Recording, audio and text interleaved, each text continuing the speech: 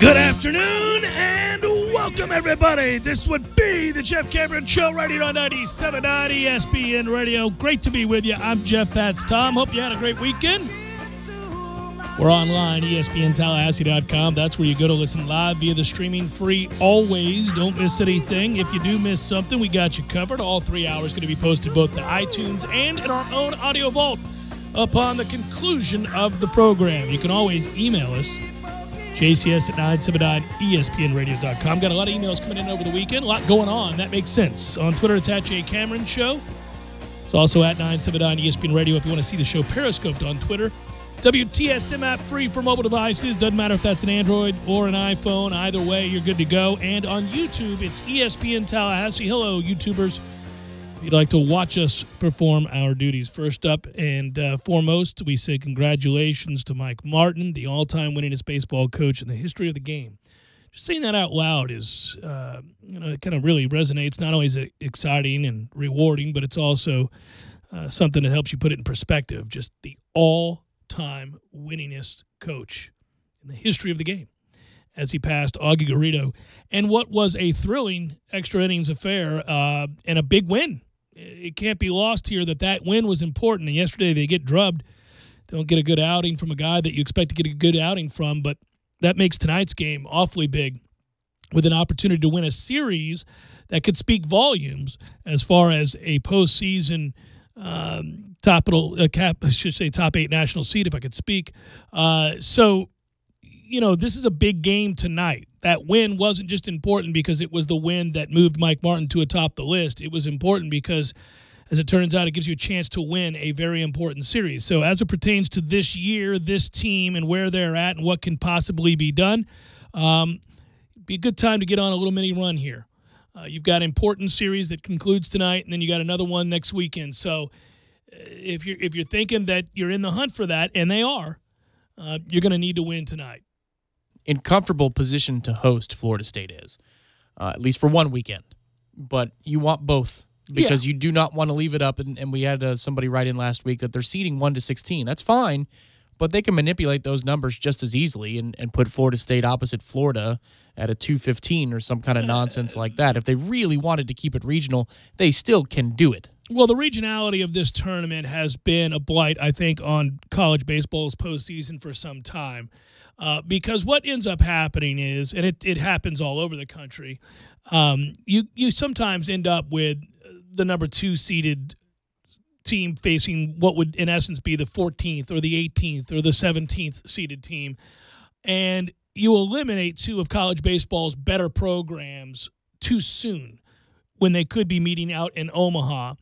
And you're also not rewarding those teams, truly rewarding those teams who put themselves in a position not only to play at home, but to play their way through a much easier regional by virtue of a strong regular season campaign and hosting teams that are further down the docket, if you will, the way they do it in basketball, where if you're a 1 seed, the path to the Final Four is decidedly easier because you're going to be facing a 16, and then you're going to be facing, presumably, again, another team that hasn't had nearly the quality of season that you've had. That's not the way it works in college baseball. A lot of times you're facing another juggernaut program that's had just a slightly less impressive season because of regionality. They want to keep teams close to one another and not have them travel. I don't know if that's a money saver. Back in the day, it was a farce. They used to make excuses and say it was about security after 9/11, which ridiculous. But, maybe this helps alleviate elements of that by now seeding the top 16. I do think it helps.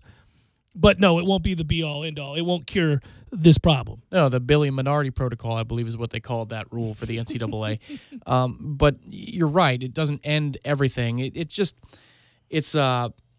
decidedly inconvenient for the team that's the better team, too. We look at it and we're mad because we get paired with Florida. But no, but it's not fair to Florida either. It's not. Yes, if we were the ones that were the 1 or the 2 seed and we kept getting paired with Florida, we'd be annoyed, too, if we were the better team. It's just that we're looking up in the state right now at the best program in the country at the moment. Currently, yeah, frustratingly so. That is the case. Well, back to Mike Martin for a second, who won his first baseball game a long time ago. I think I was 9 years old the first time Mike Martin won a baseball game for Florida State. Of course, he's a former player here and has been here as a coach since 1980, and all he's done is win. That's all he's done. The tournament championship at the end of the year is the only thing that's ever eluded him. It's a tournament truncated championship that he hasn't been able to win, which is most unfortunate because it deflects, in many ways, the attention away from the prestige and dominance of a program that has now seen him win 1,976 games, enough to surpass Augie Garrido, the late Augie Garrido, for most wins in college baseball history. Congratulations to Coach Martin, who I've always found to be gracious and professional and kind and actually fun-loving, a fun person to get to cover over the years. If you think back now to both his time as a player and as a coach with Florida State, you're hard-pressed to find any greater Seminole. And certainly in athletics, 46 years with a program. Florida State's been very fortunate that way. If you're a Nole and you call yourself a Nole, you think about the great Bobby Bowden, you think about Mike Martin, you think about the many coaches that have been here for long periods of time, accomplished, classy, proud, representing the programs in the right way. And Mike Martin falls under that umbrella, to be sure. That was, again, not just a win for the ages, which it most certainly is. It was an important win for this year. And I know he's relieved, and I was not surprised to hear him say that the thing he was most excited about, because I have found this to be true, whether it be on or off the record over the years, his love and affinity for Florida State is unrivaled. As somebody who, like I said, he played here, was a great player here, he has an affection and an undying love for Florida State that is very genuine. And you don't have to be interviewing him in a professional capacity to figure that out. If you're just talking to him about Florida State, his pride shines through. And so when he said that, it's great, I've got the record, but the fact that Florida State as an institution will be mentioned alongside that record moving forward is the thing that I'm most excited about. It's a good thing for the university. It's a great thing to be associated with an all-time great record like that. And I believe in his heart of hearts, he thinks most highly of that part of it. That's the thing he's pumped about, is that whenever somebody mentions the all-time wins record, Florida State University is mentioned as an institution rather quickly. Yeah, that was a big part of Corey Clark's column on warchant.com, and I caught the end of the game over at CP, Corner Pocket, and we had the sound turned up so you could hear his post-game interview, and a couple of things stood out to me. One of them was written about in that column, but he was talking about the volleyball team. He's talking about the beach volleyball how they'd team. Done, yeah. Right, but that is, I don't know how many times, more than I can count, before he started talking in the dugout, the years that I covered Florida State in the beat, 2 or 3, whatever it was. And there was a basketball game because we were working double duty that day. Like, let's say there was a 1 o'clock basketball game. He'll ask how the team did. Yeah. Or, always has. Or the night before they beat Duke or whatever it was. He would bring it up and say, you know what? I'm happy today. Congratulations to them. Yeah. But I wasn't as happy as I was yesterday when I was watching our basketball team win. And then that's before cameras are rolling. He says, okay, now let's go. But he would always, whatever it was, what was going on, the current event, he would ask about it or talk about it, the other sports at Florida State. And that's the kind of thing where when Willie comes aboard here and he brings all the coaches over, and independently, he goes and talks to them and says, whatever you need, we're a family here. Yeah. Well, that's what Mike Martin has done for decades in terms of supporting the other sports. Yes, absolutely has. I think you're right. And that's the thing that's celebrated right after that game ended, I think, is an all-time great Seminole reaching an all-time great mark. Speaking of which, I did watch the volleyball, and congratulations to the volleyball team that came up this close, beach volleyball, this close to a national championship. And you know what? Watching that match against Hawaii to get to the finals, and first of all, I'll say this repeatedly, volleyball is just fun to watch. It's just an enjoyable sport. All jokes aside about me being a chauvinist pig. and liking to see scantily clad women playing a sport. No, truthfully, it wouldn't matter. The sport itself is great. I've always enjoyed it. Men, women, doesn't matter. Love the sport. And I do enjoy watching it because it's suspenseful. It's difficult. It's beautiful. The level of athleticism necessary to perform at a high level and the endurance that takes is remarkable. The level of teamwork, et cetera, all of that I absolutely love and embrace. And so knowing that we're good at it, And that we don't get to see it all that often. When you're flipping around, it's not exactly on television on a weekly basis. But to watch that play out, I absolutely was riveted. And, to see that team be able to work through and get to the finals against UCLA, come up short, I really hate the way they do that. First of all, you ought not be able to just beat a team once, especially when they haven't lost. Oh, yeah. We earned our way to the finals first. You know why? We never lost in this particular version of the tournament. Frustrating, right? And quite the accomplishment, by the way, for a freshman, Madison Fitzpatrick, and playing with a sophomore, and Francesca. That is remarkable to me to see them handle the kind of pressure at such a young age that you would have to feel is remarkable. I mean, she's not that far removed from high school. It's crazy to me. So congratulations to them, and congratulations to the women who came up just short of a national championship. It's great TV. Been saying it for years, too, because, beach volleyball is a brand new sport, especially here at Florida State. But we were good right off the bat. And you only get a couple of cracks where you're on actual television in beach volleyball. And we've never made the finals. We made the semifinals, lost to Southern Cal in 2016. Yes, and it was on True TV those years. And it was great TV then. It's great now. They could do a little bit better with the multicams because you got a lot of compelling matches going on at one time, and they kind of stick with one, and they get deep into the narrative, and then they go to commercial halfway through, and you're like, "What, guys? Let's give it its due a little bit more here." But in an age when you're looking for compelling sports on television, they should put more of that on TV throughout the season. I don't disagree. I think it's riveting. And I didn't, listen, it is such a relatively young program. I remember we were on the air when that was announced that Florida State would have that. And I didn't realize that with the 33 wins that they had this year, they set the program record for most wins. Now, that said, it hasn't been around all that long, and they've already had a runner-up finish and a semifinal appearance. So, man, doing some things. It looks like kicking ass. A great atmosphere out there in Gulf Shores, too. I mean, the weather, it has to be nice to be able to play outdoors, of course, but it just looks like a very festive atmosphere where, if one match isn't going so hot, just like on TV, I don't like what's going on at Court 1. Well, let me walk over to Court 5 here where my Noles are winning. Or you saw it with the Hawaii match. It all came down to the final match between the fives. Yeah, and by the way, snapping a 32-game win streak for Hawaii is what took place there. And we had a mutual friend who was working the event, and I saw that he tweeted out, "Not a bad gig." Yeah. I thought, you ain't kidding. That's a good gig right there. The locale, the sights and sounds, if you will. Absolutely. Good times. Congratulations. Maybe next year is the year. I remember it feels a little bit like soccer, where you're knocking on the door. Just knocking on the door. Constantly knocking on the door. To be that close and to realize that you're in that position and to come up just short, it's frustrating. At the same time, it's something to be celebrated. Yeah, we went 1-1 against the national champion, I guess. That's kind of weird. It pisses me off. I don't like that system. It's again, it reminds me of the way they used to do it in college baseball. Just a one-game, one-off. Anybody can win a one-game, one-off. It's so frustrating. I don't like it. Even if you had no setbacks on the way there. Because I watched us beat the crap out of UCLA on Friday. Yeah. The stretch run of it. I had it on. We took it to them. Disastrous turn of events for the NBA. Riveting stuff for the NHL. We're at a good place. Sawgrass this week, am I not correct? Oh, yeah, that's right. Buddy, a little Sawgrass action for you, TPC. You see the pairing? Oh, or the group? Oh, yeah, Ricky and Phil and Tiger. Holy smokes. Yeah, Sawgrass TPC doesn't fool around. They're like, we'll just straight up do it. Everybody wants to see it? Yes, we'll do it. We'll do it. We'll oblige you.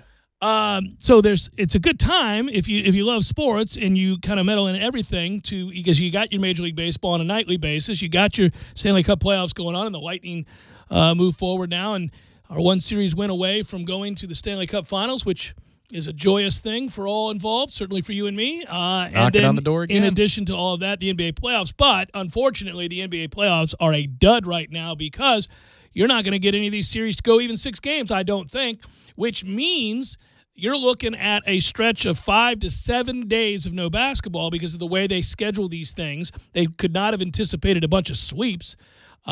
Stunning the turn of events that's happened with Philadelphia and Boston as Philadelphia just throws the game away the other night. And so that's good night, Irene, for them. Toronto, it's comical to watch. I would guess you're going to have to blow that thing up if you're Toronto. That's got to be infinitely frustrating, but when you're benching one of your best players in the fourth quarter and you've lost however many it is, 8-9 straight to Cleveland now, you can call it a day. Next year, Boston comes back fully healthy. Toronto won't be better than them. You may want to start over. Maybe, Toronto purges its roster and LeBron says, it is LeBronto. I feel so bad for you people that I'm going to go up fix to Toronto it. and I'm fix going this to problem. fix it for you. Kawhi's going to power play his way out of San Antonio. It's going to be the LeBron and Kawhi show. I don't think that's going to happen. I wonder if you're LeBron, do you go to Philadelphia or do you go and take it to L.A. and conclude your career, at a place as prestigious as the Lakers and try to turn them around? I think he'd rather go to a team on the West Coast where there's cap room, where he can construct the roster. Philadelphia already has somebody else's fingerprints all over it. Guy cares about legacy. He wants a place that he can affect himself. It is as good a postseason as any player has ever had. I mean, that's the thing that gets lost in all this. We are so used to this guy doing what he does that when he does it, we go, yawn. It's ridiculous what he does. Time and again. That game the other night was laughable. The shots he made were the thing of legend. The funny thing about it is, as you're watching the game, and I did watch a good chunk of it, I'm going, well, that's a terrible decision. Time and again, and it's just he's so good, you would have to just throw your hands, your palms to the sky. Just, are you freaking kidding me with this? You can't do anything better than we did defensively here in this moment, and you're going to hit a fadeaway from 25. Okay. Right. That's what Wade used to do when he was at his best. That was one of his signature things that LeBron couldn't. That's how Wade could get his offense earlier in his career. Even if you guard him, he's not guarded, But hey, at least for me as a programmer, that's what we care about here at 97.9 ESPN Radio. I don't have to make any decisions. If these series are over, then it's the Braves. All you get is the Braves until the conference finals. Would you take the 6.5 if you were betting on the Celtics tonight against the Sixers? It's Philly minus 6.5. Philly's favored by 6.5 as the home team. I would take those 6 with Boston, yeah, because I think if Philly's going to win, they're going to eke out a victory here. Well, the only thing I think about is it's hard to gauge whether a team cares to fight given what they're up against historically. Nobody's ever come back from down 3 games to none. I'm sure they're aware of it. They're also a team that, without question, is crestfallen and young. So the bitter disappointment of literally throwing the game away with lazy, pitiful passes late would be enough to maybe see some members of a team pack it in knowing there is no chance to come back in the series. Can you judge their resolve? Can you know what a kid's going to do? Can you know what a young, inexperienced team's going to do? You can't, but historically speaking, this thing is over, and they know it. I think they've got enough jerks, and I'll put it cleanly there. I think they got enough jerks in the roster that they're going to come back and play hard tonight. I think they push it at least 6. Well, you can certainly make a much better bet for Philadelphia to win a game or even 2 than you can Toronto at 8:30 tonight on TNT against Cleveland. That is over. There's no place that you could go and bet for Toronto and feel good about it. What's the number, like 12.5? It's got to be outrageous, right? I mean, I think you're probably right. I can't think of a number that would make me take Toronto. The spread's only 5. Well, now. Big Daddy J. I think he may have a play in the first segment. Taking a close look here right off the bat. Well, one of the things you could do in these kinds of series is just on the money line take your teams. I mean, listen, it's minus 220 or it's minus 300. Gosh, we're so knee-deep in gambling in the first segment. I got to stop doing that. Hot damn. Big Daddy's done it again. Toronto's not going to fight. They benched their star. Yeah. They benched their star again. Yeah, Big Daddy's taking that, folks. I'm going to tell you right now. Oh, he has to. You got to lay the 5 right there. I'm going to look at that first half line maybe. That's about it for Toronto. What are you getting in the first half if you're Toronto? Because you can make first half wagers. By the way, it's a nice little door into making some money, these first half wagers. When teams come out and fight, they'll hang in there and only be down a couple at half. I don't know. Not tonight. The first 6 minutes are quite important if Toronto's going to win a first half bet. Oh, I don't think they're winning any bet tonight. They're just going to straight get boat raced. We can call this a day. They may lose this by 30.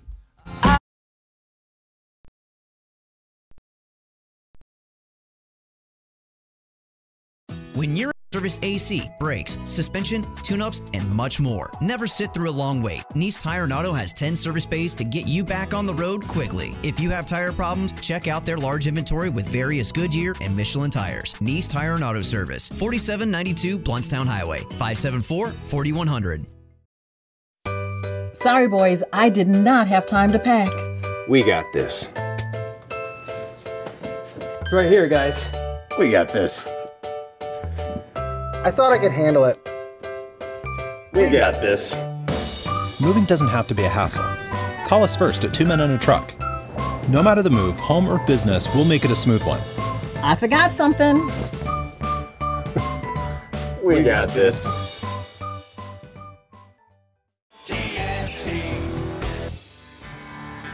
Smoother,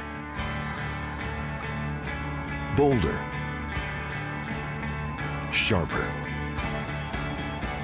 comfier, smarter, fiercer, tougher, stronger, longer, greater, prouder. Gravely zero-turn mowers.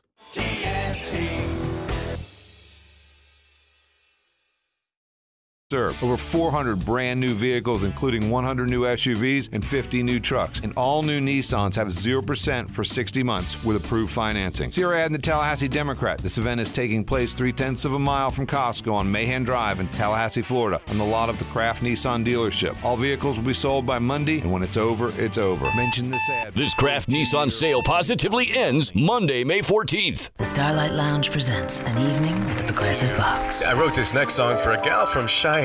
Should never have told her how Progressive's collision insurance covers injured dogs and cats. She said if they could love her pooch as much as she did, then so could I.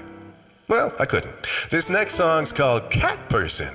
It was a rough, rough night in Wyoming. The cat was out of the bag. Progressive Casualty Insurance Company and affiliates. Pet coverage not available in New Hampshire and North Carolina. Do you work in construction, photography, or real estate and use a drone for your job? Did you know that the FAA requires you to be licensed? That's right. All commercial use drone operators have to be a Part 107 license. Have questions? Contact the drone experts at TCC's Wakulla Environmental Institute. Go to tcc.fl.edu and search drones or call 850-558-3500. That's 850-558-3500. Remember, the FAA requires all commercial use drone operators to be licensed. WarChant.com is the ultimate inside source for FSU football and recruiting. And now you can get in on the action for free for an entire month. WarChant.com is offering a risk-free 30-day trial subscription. Get full access to the #1 website covering the Seminoles just by entering the promo code WarChant30. That's WarChant30. Sign up and get in on the world's most active FSU message boards. Receive breaking news, stories from our award-winning staff, plus get exclusive interviews and videos. Just enter the promo code WarChant30. WarChant.com, your ultimate Seminole sports source. Commercial lawnmowers don't have odometers, but if they did, you might be surprised to see you could be mowing thousands of miles a year. That's why Gravely zero-turn mowers are built for the long haul. So when you're mowing the equivalent of Miami through Kentucky bluegrass country, all the way to Seattle, and back again every year, you can count on your Gravely zero-turn mower to get the job done, mile after mile. Gravely, built to mow the distance. Over 150 new zero turns in stock. Visit TNTSupercenter.com to view inventory and pricing.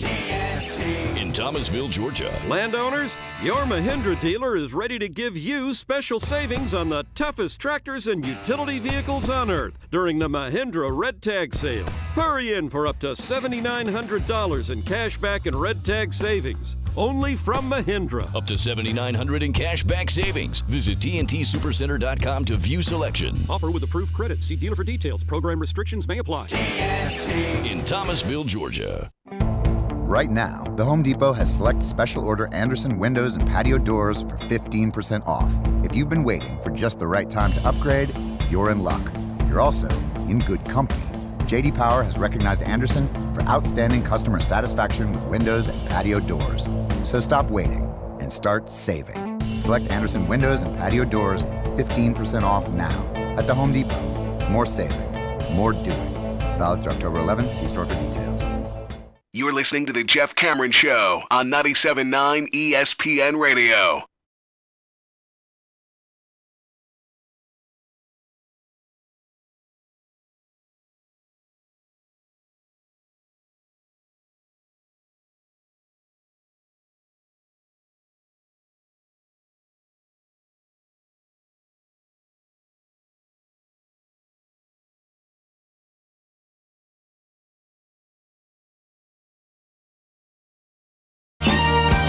Jeff Cameron Show 97.9 ESPN Radio.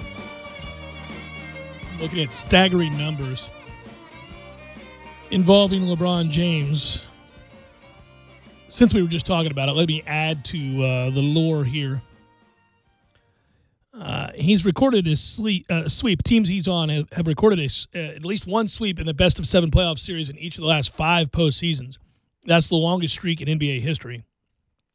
And the only players in NBA history to sweep a best-of-7 series in more than 2 consecutive seasons are LeBron James and teammates of LeBron James.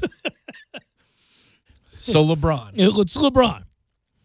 The others are like Kevin Love and J.R. Smith, teammates of LeBron.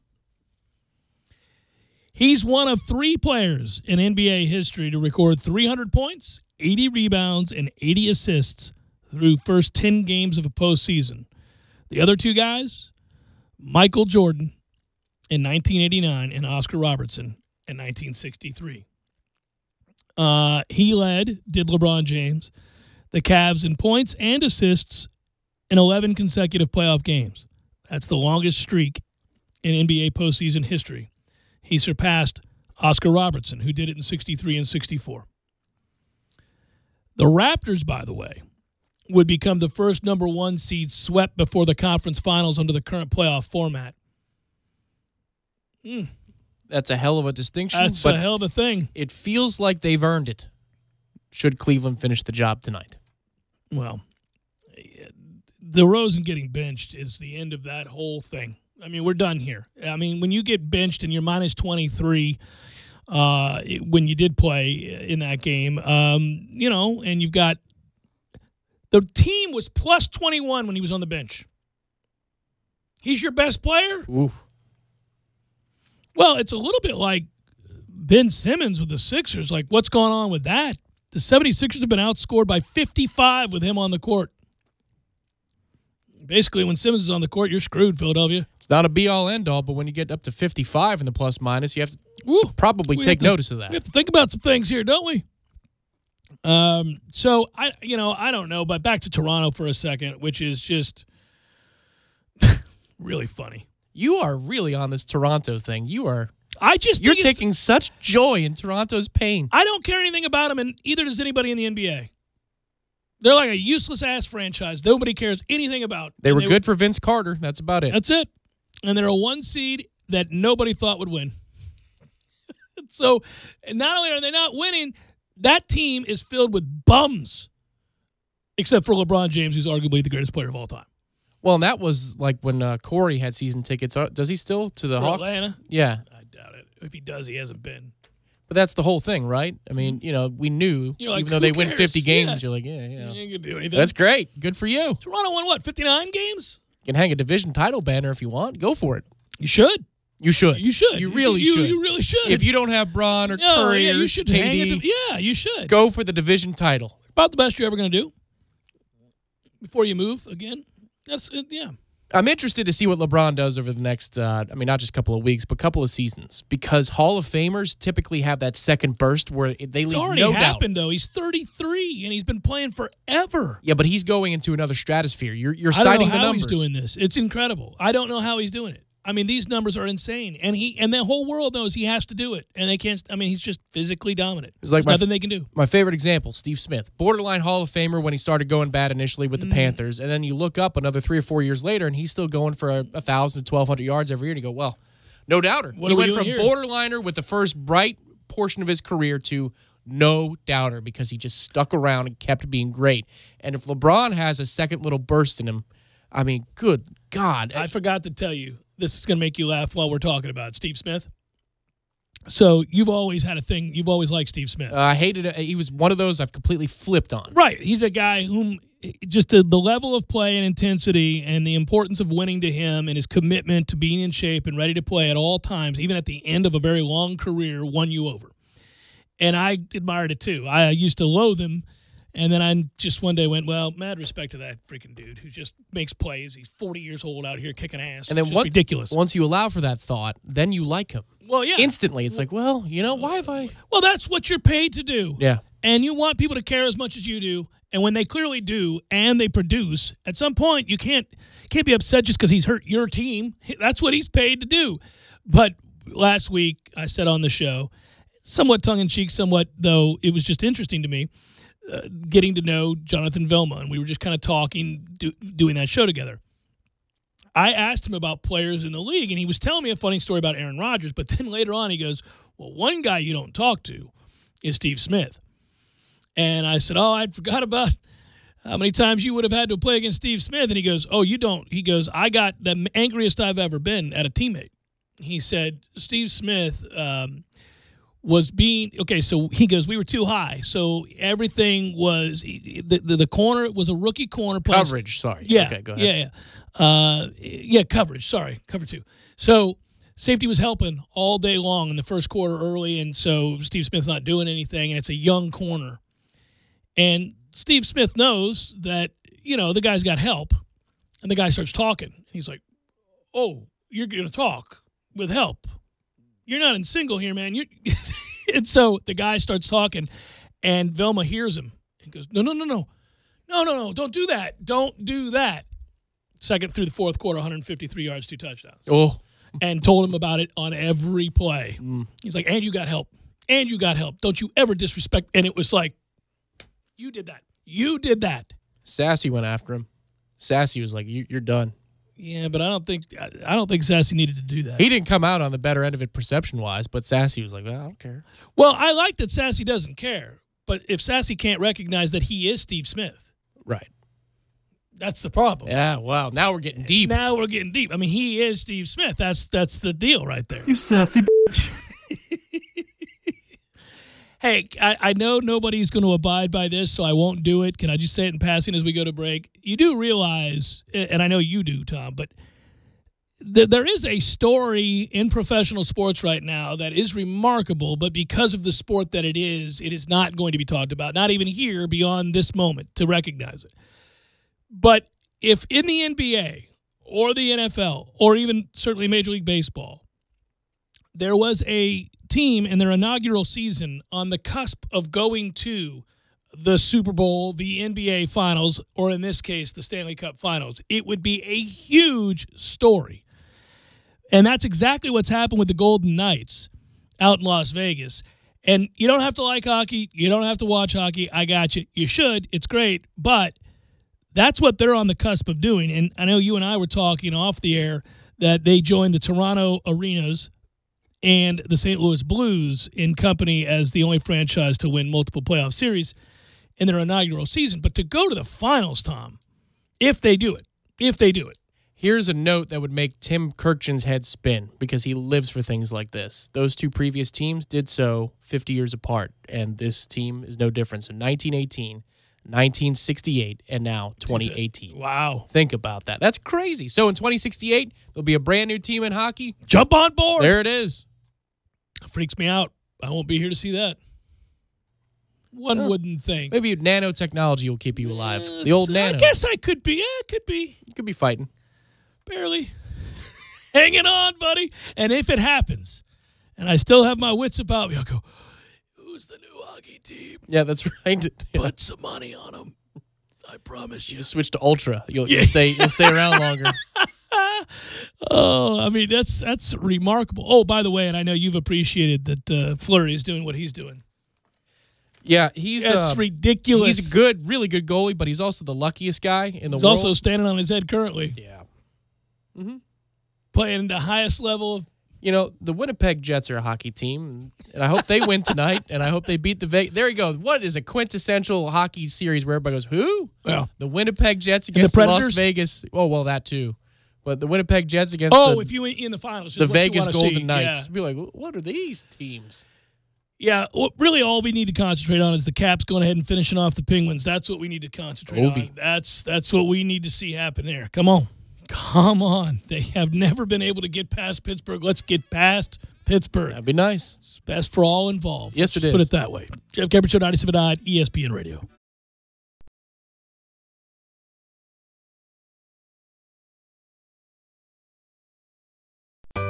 Sorry, boys, I did not have time to pack. We got this. It's right here, guys. We got this. I thought I could handle it. We got this. Moving doesn't have to be a hassle. Call us first at 2 Men and a Truck. No matter the move, home or business, we'll make it a smooth one. I forgot something. We got this. Landowners, your Mahindra dealer is ready to help you save during Mahindra's Red Tag Sale. Enjoy up to $7,900 in tractor cash back and savings, or utility vehicle savings up to $1,700. Plus, Mahindra's industry-leading warranties still come standard. So hurry in for Mahindra's Red Tag Savings.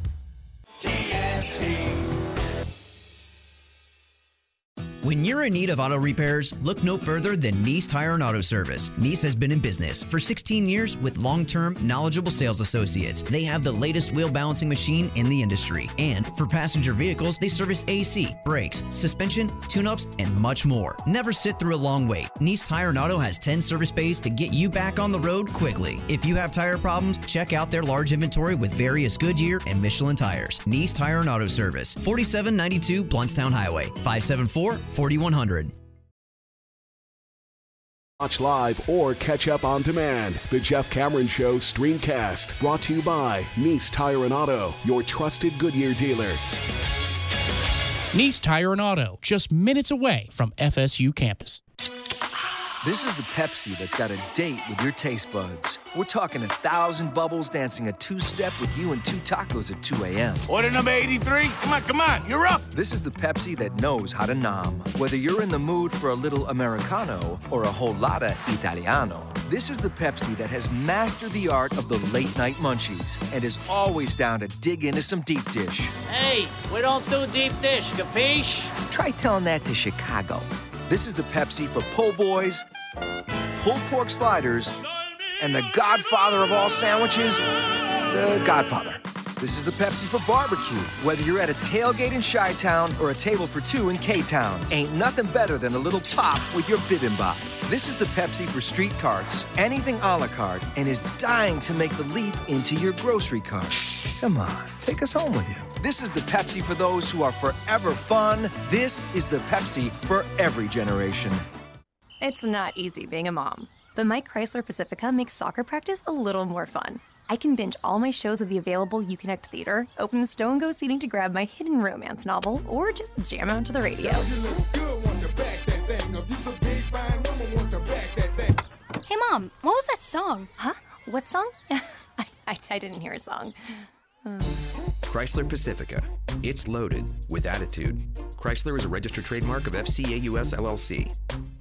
Working their way into the summer, DeWalt and Cornerstone Tool and Fastener are turning up the heat. Buy one DeWalt 20-volt Max XR lithium-ion brushless premium hammer drill and impact driver combo kit with 2 5-amp-hour batteries and receive $100 off instantly. And you get one of the following DeWalt Bare tools for free: a 5-inch grinder, recip saw, or an LED spotlight. That's a 3-piece kit. Come check out all the new DeWalt products at Cornerstone Tool and Fastener. And while you're there, check out the most powerful cordless kit on the planet, GoVolt FlexVolt. Cornerstone Tool and Fastener, 1110 Stuckey Ave and 3269 Crawfordville Highway. Come with me on another journey around the globe. From National Geographic comes an all-new 6-part series with Morgan Freeman. Searching for answers to humankind's biggest questions. How can you hate me when you don't even know me? Meeting inspiring individuals from all walks of life. When people see someone helping another person, I think it's infectious. This is what it means to be human. This is the story of us. The Story of Us with Morgan Freeman premieres tonight at 9/8 Central on National Geographic. ESPN Radio Sports Center.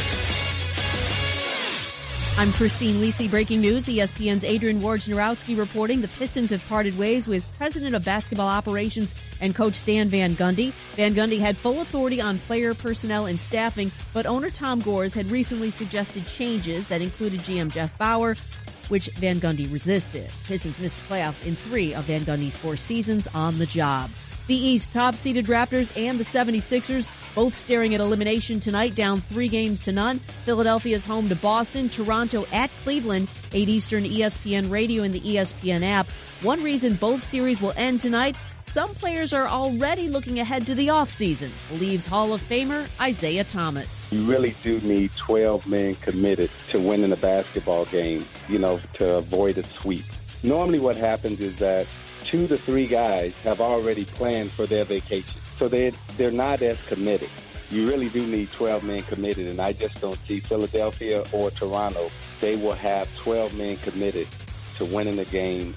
Isaiah Thomas on Golick and Wingo. NHL Capitals with a chance to knock out their playoff nemesis, the defending Stanley Cup champion Penguins, in Game 6 tonight. However, Washington only 1-9 all-time versus Pittsburgh in potential closeout games with that one win in the 1994 Conference quarterfinals. Predators facing a must-win in Game 6 on the road when they visit the Jets tonight. The NFLPA filed a grievance on behalf of free agent safety Eric Reid. Reid, who protested during the national anthem in 2016, has not been able to sign with the team. During his visit with the Bengals, Reid reportedly was asked about his stance on anthem protests.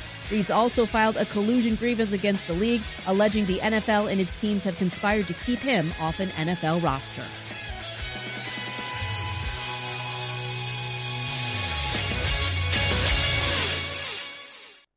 Live from the AmeriGas Propane Studios in the capital city of Tallahassee, this is the Jeff Cameron Show on 97.9 ESPN Radio.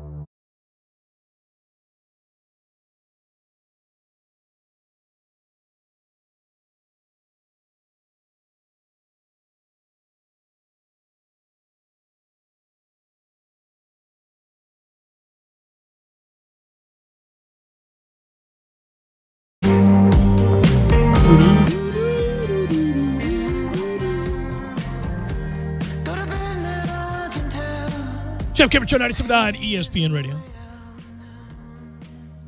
I should note, didn't mention this at the top of the hour when we started in our congratulatory segment, noting Mike Martin's accomplishment in moving ahead of Augie Garrido as the all-time winningest coach, that before the season finale on May the 19th against NC State, Florida State will hold a pregame celebration for Mike Martin. The game is scheduled for a 1 o'clock start. The pregame presentation will feature President John Thrasher, Vice President, Director of Athletics Dan Wilcox, and a couple of tribute videos will also be shown. So that should be pretty cool. And fans are being encouraged to arrive at the stadium and be in their seats 30 minutes prior to the first pitch if you'd like to see that and be a part of it. Well, if you go to FSU Baseball's social media feeds, you'll be able to find some of the tribute videos that they put together already, one of which was narrated by Eduardo Perez. Yep. And then a second I of which... love that one, by the way. It was awesome. It was awesome. Well, and I have to tell you, a lot of the highlights from that one were featuring Lee Bowen's voice. And I miss Lee, and I've brought him up quite frequently in my career just because he gave me a chance. But we used to talk passionately about Florida State baseball, and I actually did color with him in the booth for one of Mike Martin's wins down in Gainesville. I got to do it a couple times. So to hear Lee Bowen's voice and some of these magnificent victories for Martin, dramatic wins and comebacks and moments in time of which I was either a part as a fan or a student or even broadcasting, it stirred the heart, buddy. It was great. Well, there's another one that'll make you feel old, too, which is all the players, 4.5 minutes of different players from different eras saying thank you to Mike Martin. Thank you, 11, for letting me be a part of the program. All these well wishes from players who won Golden Spikes Awards to guys 4 of those I've never heard of because I'm too young. They played in the 70s or the 80s, but it's really cool to see all of these players. They took time to put together, 20, 30 seconds of a thank you message, and FSU Baseball put that video out there. So if you're into those types of things, there are 2 great tribute videos that are available on social media platforms. They're fun to watch. They'll take you down memory lane, and you'll recognize the consistency with which this program has been operating under with Mike Martin at the helm. It is amazing to note that, really, quite simply stated, that every single one of Martin's teams have played in the postseason. You can just stop there. Everyone. No slip-ups, no bad year, nothing, just, the downfall of an injury-riddled campaign or something like that is certainly normal in the course of a career this lengthy. It's never happened. And so, I know it's frustrating that tournament championship hasn't been won either. I got you. But it should not stand in the way of you appreciating the level of consistency. I wonder how you felt in the moment on Saturday, but, for all of the malaise that there's been this season, I was really jazzed on Saturday. I was too. Yeah, I was too. It kind of erased all of that, and we speculated how is it going to feel because there's just not as much energy around the baseball program this year. It felt great, and the fact that it went to extra innings, well, so you had to wonder game. if it was going to happen. I think it helped build to the crescendo, but just fantastic to watch that moment happen, and obviously to see him and his wife standing side by side as the ESPN broadcast was, conducting an interview. But it was really I was already pumped up for this Clemson series. I told you I kind of flipped the switch because this is an important couple series, of weeks. And I think that's the thing, right, is that in the midst of the celebration and noting Mike Martin and all of those things, which you do when a guy becomes the all-time winningest at something, maybe I shouldn't say in the midst of that, but maybe lost in that is the recognition that this is a big series. Tonight's game is a big deal. If you can get this win and then obviously come back home and win that game, the series against NC State, you're in a position to maybe where you are a top 8 national seed. And I wasn't so sure a few weeks ago that we'd be talking about that, but I think, it's a distinct possibility. So this is a big game tonight. It's on ESPN2, and I really look forward to watching it. I'm kind of holding my breath here a little bit because if they can find a way and it's not easy. Look, Clemson is the higher RPI team right now, and you are playing on the road in what amounts to a hostile place to go play. Clemson fans have always been very active, let's put it that way, when it comes to baseball, and that used to be a bugaboo. It used to be a place where we really struggled. I can remember a big chunk of Mike Martin's career. He loathed going to Clemson. The dealing, if he had a young team especially, he really didn't look forward to that because their fans really get nasty and get involved. At some point, we kind of broke out of that and began to win series up there and had successes. And I think it probably allayed some of his worries, but it's never an easy place to go play. It's just not. So if they are to accomplish that, knock on wood, and get that win, well then, from there, you look at a situation where you have a chance to come home and do some things. How do you find you're divvying up your time this week, or how do you project you will? Because you've got Florida State baseball tonight. That's an easy one. Mm-hmm. Then you've got Stanley Cup, NBA, Florida State baseball this weekend as the season winds down. And then, of course, there's the players.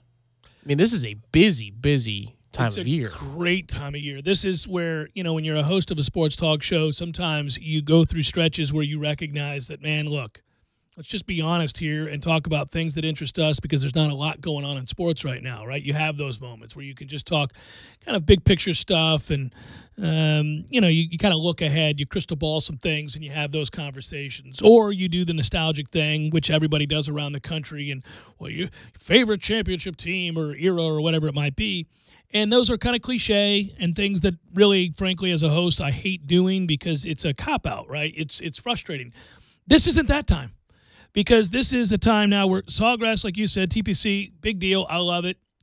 It is hard to divvy, though, because some of these things are niche sort of things. They don't appeal in mass. College baseball does not appeal in mass. It's not same with the NHL, obviously. We both love the NHL. You especially love it. I like it a lot. I've grown to like it even more over the years. I've always liked it. But I really love it in the last 10, 12 years, got more and more into it at all times. But that's not something we can come on and spend a lot of time with. The NBA, you mentioned that. A lot of people love the NBA. The younger half of our demo especially loves the NBA. But the NBA right now is screwed because these are sweeps. These are series both in the East and West that aren't going 6 games, maybe not even 5. And so you're going to have a stretch of a week where there's no basketball being played. Yeah, the frustrating thing as a hockey fan is that we did make the sport, did make national headlines, but it was because somebody had to lick somebody in the face. And that's the only way that, hockey seems to make the absolute top. Well, look, the kind of gamesmanship that we see with people in all of the leagues that sometimes border on the absurd, people blowing in people's faces and, doing kinds of just cheap shots. Yeah, the Lance Stevenson thing was a phenomenon. It was ridiculous, right? It became a GIF and the whole deal. If you got licked, that's a toughie. Mm. And it was on the mouth, too, if you see one of the photos. I did see it. Yeah. There is no way. I'm just telling you now, I would have cost my team dearly. He would have achieved what he was after. An orbital bone fracture, yes. Yes, that would have been a beating there would have been no way around it. That might have even been a stick beating. I mean, what are we doing here? You can't lick me. Right. It just can't happen. Seems pretty simple, doesn't it? Well, it falls under the umbrella of spitting. Yes. And this is the whole thing. Like, every guy listening to this, it doesn't have to be hockey. It could be any sport. You get it, man. Sometimes cheap shots it happens. In the heat of battle, an elbow to the ribs. You know, I can even understand guys going to the basket. They might take a shot that seems to cross a line, but in the heat of competition, you kind of understand how that happens. Also, the things you do to manipulate or alter a situation of possession, whatever it might be, by underhanded tactics, cheating, pulling on a jersey, whatever it might be. If you can get away with it, these are all parts of the game, right? These are aspects of the game. In baseball, it could be any number of things that you know, probably not ideal. Hard tag as a guy slides in. These things happen, pisses you off, but it's all kind of part of some of the extracurricular. The one rule in all sports, besides the cojones being slapped at or thrown at or hit in some way, right? Besides that, is you can't spit. You can't spit. That's an instant ass kicking. That is, you are a line stepper at that point. We are done here. You've crossed the line now. Universally, that's understood. A beating's coming. And I never thought I'd have to say this, and I know there are a lot of jokes that can be had, but I never thought I'd be discussing this in that form. Like licking? Right. That's a new one. Well, it's the second time, too. Yeah. He kissed a player earlier in the series for Tampa, but then he licked somebody last series for Toronto, and how you aren't suspended right, because immediately. That's spitting to me. That's spitting. You're right. talking about saliva here. We're done dealing. And it happened the previous series. This has precedent here. You got to go. You got to go. Licking is akin to spitting. Spitting is an instant suspension, at least in terms of the rules. It's also an instant ass beating. Always, amongst anybody ever playing any game, pickup or otherwise, spitting leads to an ass beating. Yeah, St. Sean Taylor did it to Michael Pittman. That's right. People forget that. Oh, I remember it. As he's held up as a hero. It's instant ass beating. He never did anything wrong. Instant ass beating. And the cameras caught Pittman swinging on Sean. Yeah. And people are saying, well, what's wrong with Pittman? And they showed the replay, and you could see the slow-mo. No. Universally as panned. You can't do it ever. Chef Cameron Show, 97.9 ESPN Radio. Ira Shafel up next.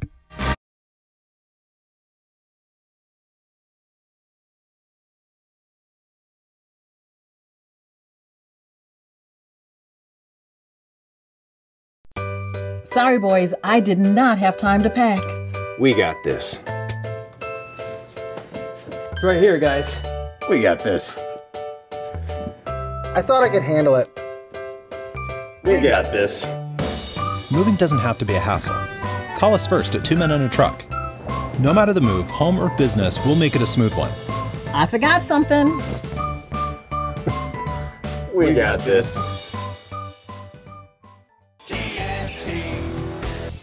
Landowners, your Mahindra dealer is ready to help you save during Mahindra's Red Tag Sale.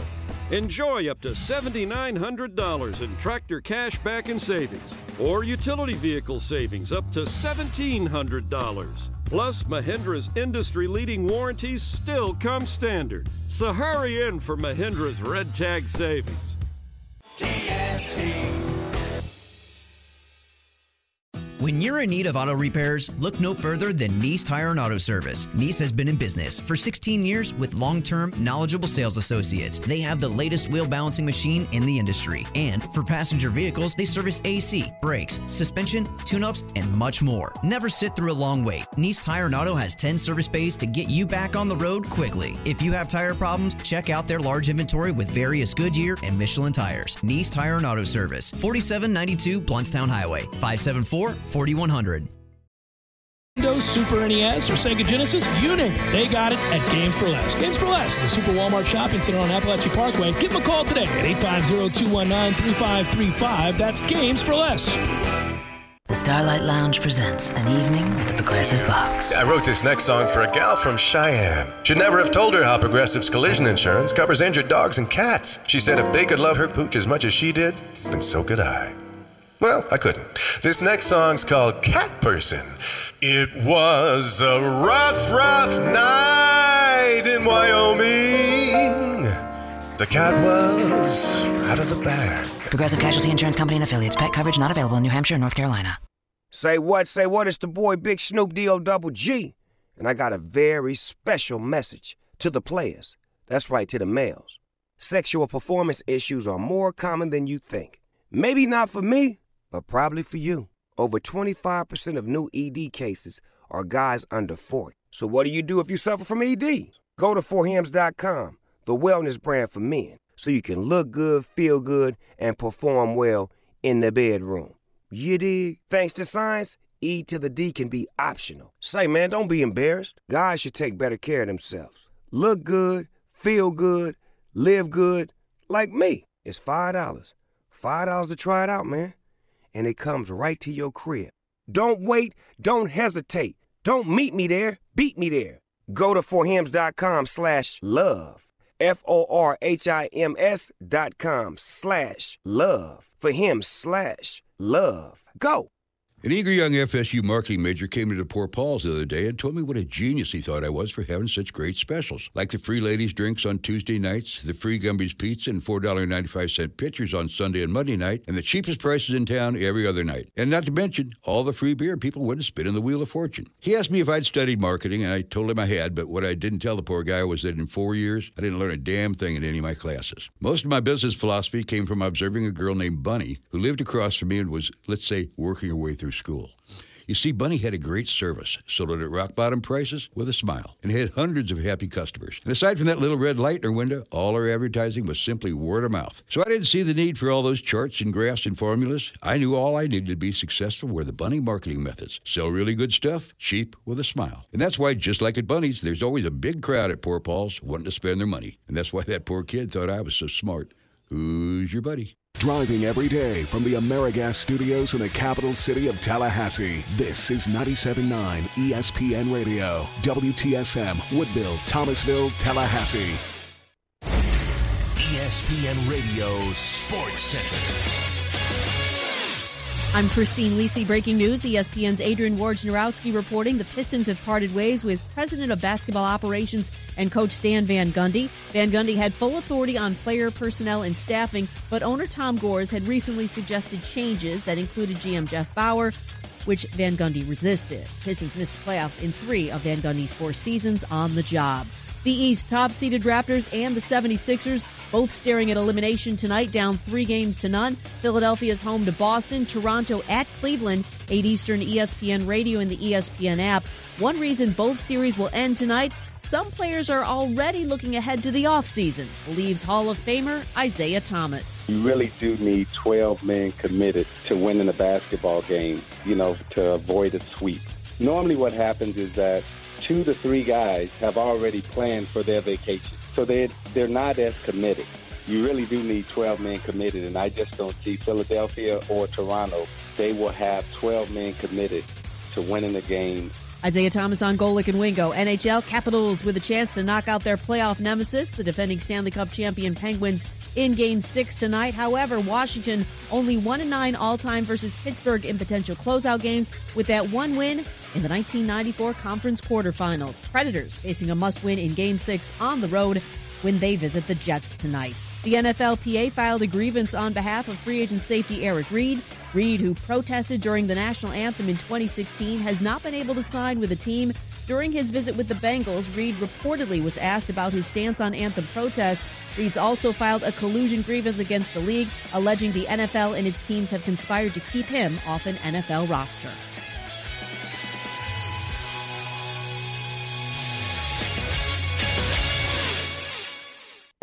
Live from the AmeriGas Propane Studios in the capital city of Tallahassee, this is the Jeff Cameron Show on 97.9 ESPN Radio.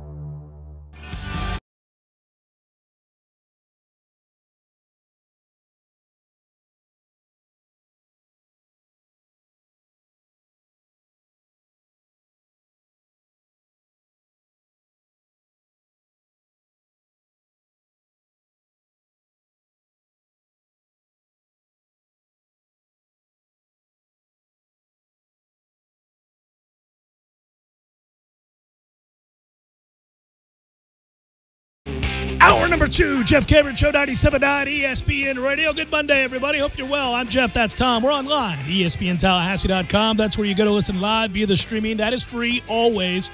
If you miss portions of the show, just remember to get caught up afterwards. All 3 hours get posted every day upon the conclusion. And you can email us if you like. It's jcs@979ESPNradio.com. Want to watch us perform our radio duties, feel free to go to YouTube, type in ESPN Tallahassee. As we're wont to do on Mondays, we bring in my man, Ira Shafel, warchant.com, the website. Hello, Ira. How are you, buddy?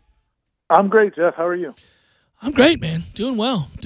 I always like to get your perspective, too. You came on a little bit later than I did, but you had the opportunity, obviously, to sit across from 11 over the years and interview him and talk to him on and off the record, and you certainly have watched his achievements. We've sat next to each other in the box. We've watched this Florida State program really not miss a beat for many a season now. Your thoughts on when Mike Martin surpassed Augie Garrido to become the winningest coach in the history of college baseball?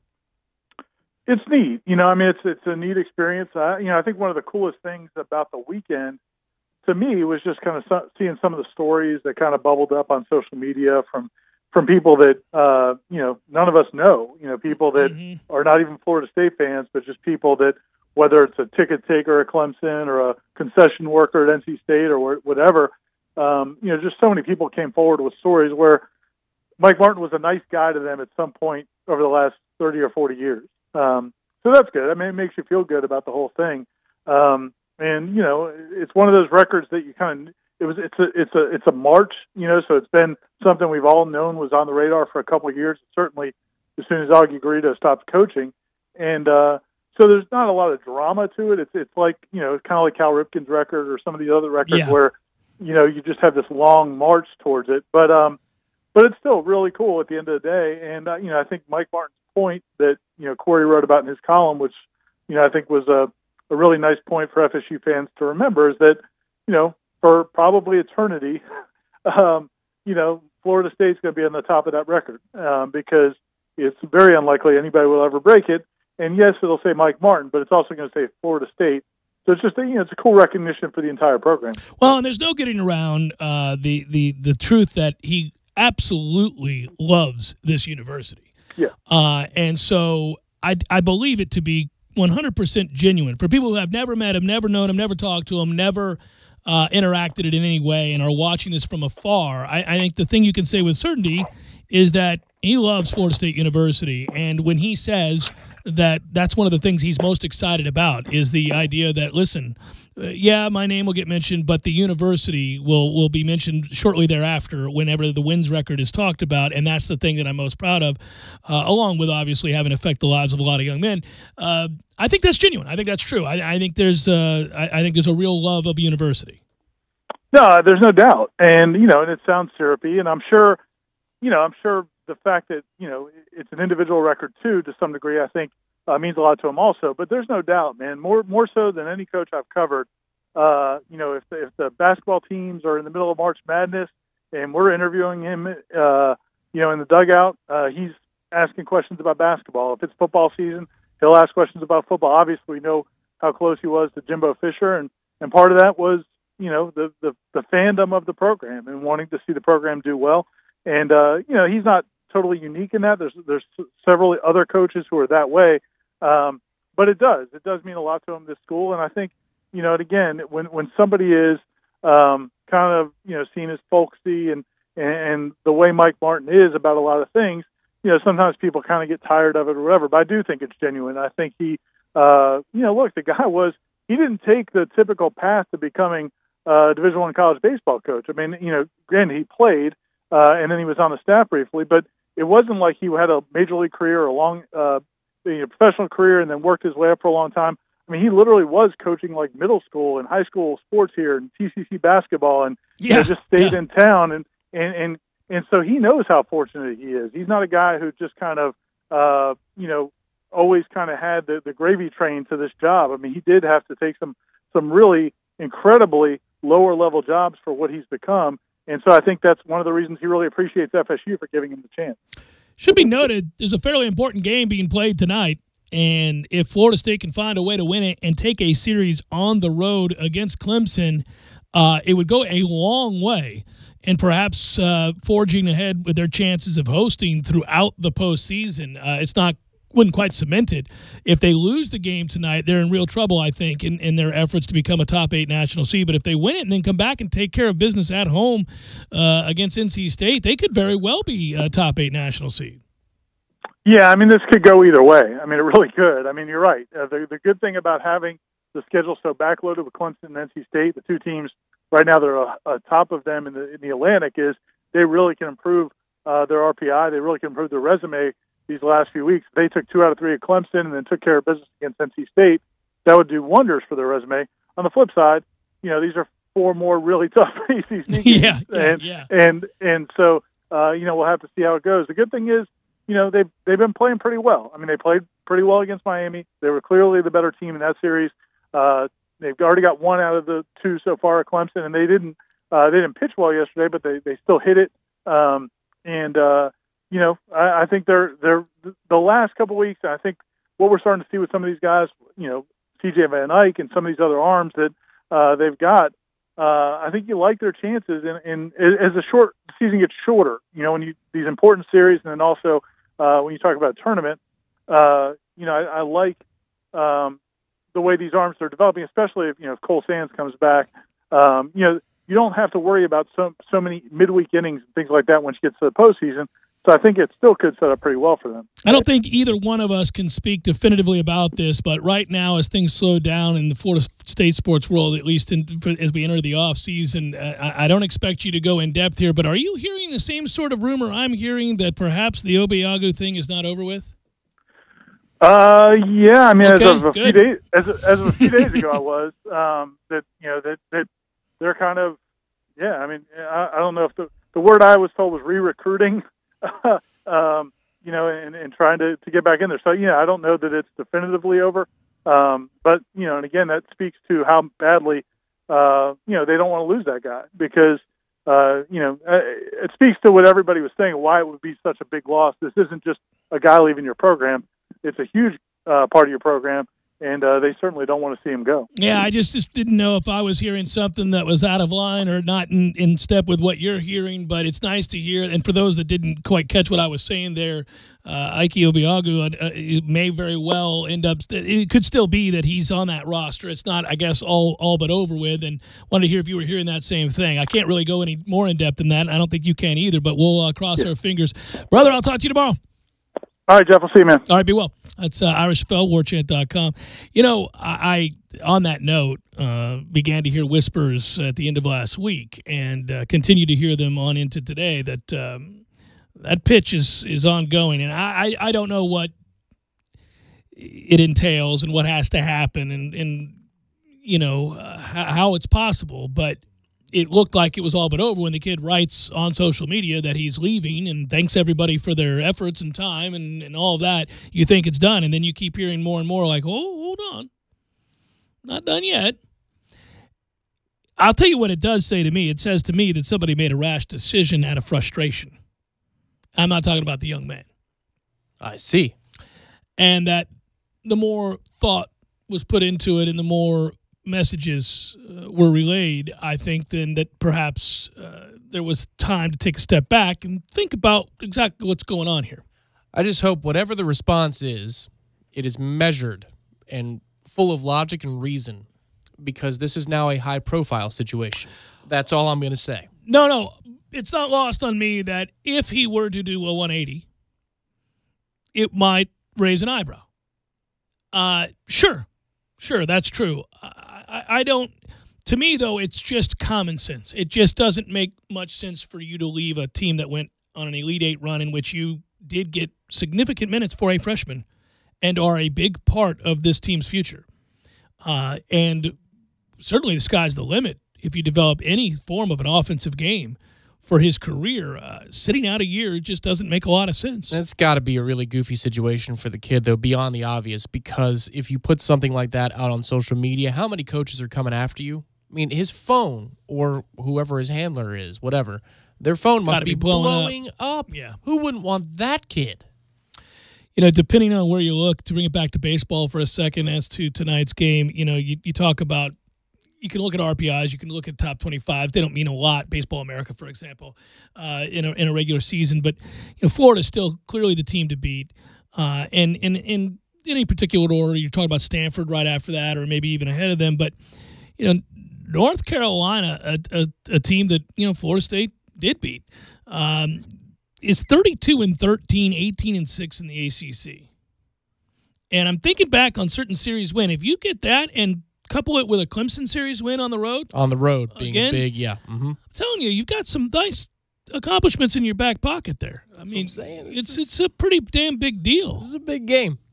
This is a pretty important game tonight. Well, and NC State is 34-12, 15-9 in the ACC. They're 8-5 versus the top 25. They've been really, really good, and you've still got that on the horizon. So, plus your tournament in the conference. That's right. Yeah. That's going to afford you an opportunity or two against a top RPI opponent. Yes. I mentioned that that top 25s don't mean a lot in college baseball this time of year. You're looking at RPI and the postseason. You either win and you perform in your conference tournament, you perform in the regionals, or you don't. But it should be noted that the ACC, Duke is in the top 10, Clemson is in the top 10, North Carolina State's in the top 10, North Carolina is in the top 10. The ACC, once again, is a really, really, really tough road to hoe. Well, and the spoiler alert here for Florida State, obviously without Holton, is even if we achieve a national seed or not, you're going to be nervous for regional weekend because, this isn't exactly an impenetrable, I should say. Well, because they're going to send a Stetson or a South Florida. Right. I mean, they're going to send a team. So we don't have a bona fide ace. So remember Tennessee Tech? Remember how good they were in the regional in Tallahassee? Remember Yes. Okay. Yes, that team was scrappy. Yes. Yeah, well, they're 40-6 this year. They're the top team in the Ohio Valley yet again, and at one point they had a 28-game win streak, and they're the 24th, 25th best team in the country. Right, exactly. They're going somewhere. They're going to make somebody's region a nightmare. South Florida, as I told you before, got I think a 500 record against top 25 teams this year. Ranked in the top 25 themselves. Stetson, I think, is a game below 500 against top 25 teams this year. Also, depending on the poll you're looking at, a top 25 type team.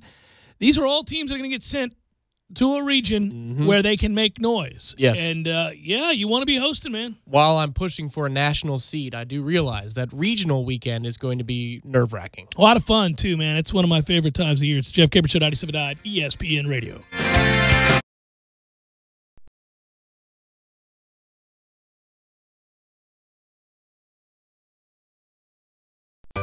Sorry, boys, I did not have time to pack. We got this. It's right here, guys.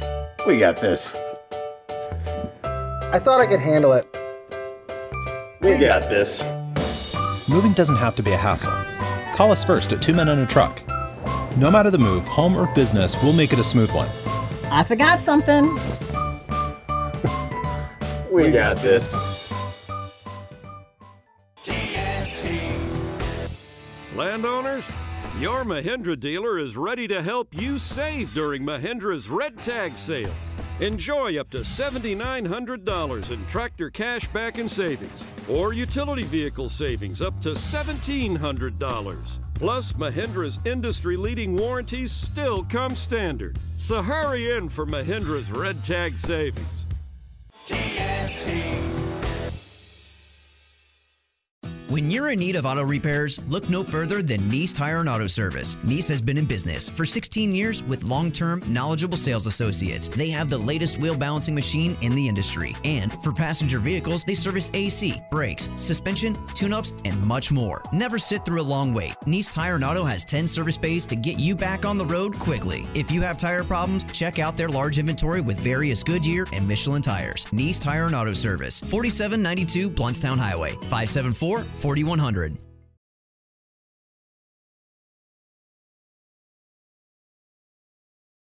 Experience an awesome fishing expedition? Sea Quarters Marina is home to several great charter services. All charters are customized based upon the types of fishing opportunities available and the type of fishing the customer requests. The Northwest Gulf Coast offers a variety of different angling adventures thanks to unspoiled back county islands and crystal clear flats. For more information regarding charters, call Sea Quarters Marina at 697-8400 or online at seaquartersmarina.com. The Home Depot has a new paint for people who want to spend less time painting, which is pretty much everyone. New timeless paint from PPG, starting at only $33.98 a gallon. It's a brand trusted by pros for over 100 years. Formulated for one-coat coverage, it's the toughest, most durable paint you can buy. And you can only buy it here. New PPG timeless paint, only at the Home Depot. More saving, more doing. U.S. only. See store for details. Working their way into the summer, DeWalt and Cornerstone Tool and Fastener are turning up the heat. Buy one DeWalt 20-volt Max XR lithium-ion brushless premium hammer drill and impact driver combo kit with two 5-amp-hour batteries and receive $100 off instantly. And you get one of the following DeWalt Bare tools for free: a 5-inch grinder, recip saw, or an LED spotlight. That's a 3-piece kit. Come check out all the new DeWalt products at Cornerstone Tool and Fastener. And while you're there, check out the most powerful cordless kit on the planet, GoVolt FlexVolt. Cornerstone Tool and Fastener, 1110 Stuckey Ave and 3269 Crawfordville Highway. And now Jeff and Eddie waste my time instead of recording a commercial. I know we got to record this one, but remember that time with the thing and the guy? Oh, and then we did that. It was by the pool. Right, and then that guy jumped. The one guy. With the Speedo? That was ridiculous. Man, what a day. And then the guy... He came up with the food. The truck. He didn't even know. Had no idea. And how about those girls? If we could only recreate that. Ridiculous. Gordo's, bringing the flavor and flair of Cuban food to Tallahassee since 1996. Games for Less, the only locally owned and operated gaming store in town, has Tallahassee's largest selection of new and used video games and game systems. The future of video gaming is at Games for Less, where they have both the PS4 and Xbox One. It's time to trade in your old systems and elevate your gaming experience now. Games for Less is also your headquarters for the best in retro gaming. Atari 2600, original Nintendo, Super NES, or Sega Genesis, you name it. They got it at Games for Less. Games for Less, the Super Walmart Shopping Center on Appalachia Parkway. Give them a call today at 850-219-3535. That's Games for Less. Do you remember going to Tallahassee Tiger Shark games? How about the Silver Slipper for special occasions? Did you hang out at Mutt and Jeff's? Relive these great memories and more with a brand new t-shirt from Local Vintage. I'm Chet, the founder, and I want to personally invite you to visit my website, localvintage.com. That's Local Vintage, spelled VYNTAGE.com. Hey, Mother's Day is this Sunday, and Father's Day is just around the corner. My super soft, made-in-the-USA tees make great, unique gifts for Mom and Dad. Plus, here's a pro tip from me to you. Sign up for email, and you'll get a discount code good for 20% off your first purchase. That's right, 20% off your first purchase on the website. Go to localvintage.com now and get the apparel with Home Advantage. That's Local Vintage, spelled VYNTAGE.com. Once again, that's Local Vintage, spelled VYNTAGE.com.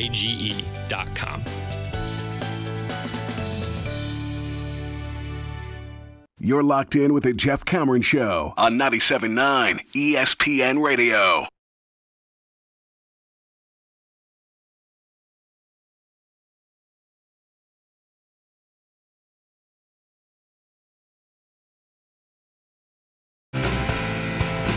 Save some money and get yourself a damn fine pillow. Yay! I'm going to help you out here. Go to MyPillow.com, click on the 4-pack special, enter promo code 979ESPN. Yeah!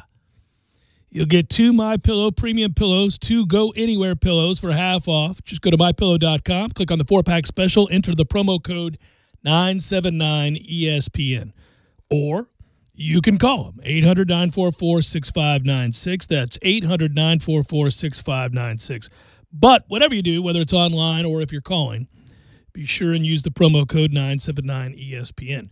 MyPillow, I told you about it last week. I'm telling you about it again now. I've got one. It stays cool all night. It's fluffy and big. You don't have to worry about flipping it all over the place, and you can wash that sucker. 10-year warranty. I don't think any of you have a pillow with a 10-year warranty, but you would if you had a MyPillow. And I wouldn't tell you about MyPillow if it wasn't a great pillow. I was suspicious, but then I got a pillow. And I like it. My wife's got one. She likes it. 979ESPN is the promo code. Go to MyPillow.com. Get yourself a good pillow. All right, so let's do a little bit of hot cold. Yeah, fire it up. It's time for Who's Hot? It's so damn hot. Who's Cold? Looks like she's going to turn cold tomorrow. Oh, yeah. Got a front coming in. Yeah, you got that right. Who's hot? Who's cold? Brought to you by Barano Heating and Air Conditioning. Oh, my good friends at Barano Heating and Air Conditioning have been a friend of the Jeff Cameron Show, and to all of you who like to be comfortable for a very long time, give them a call today, 580-4029.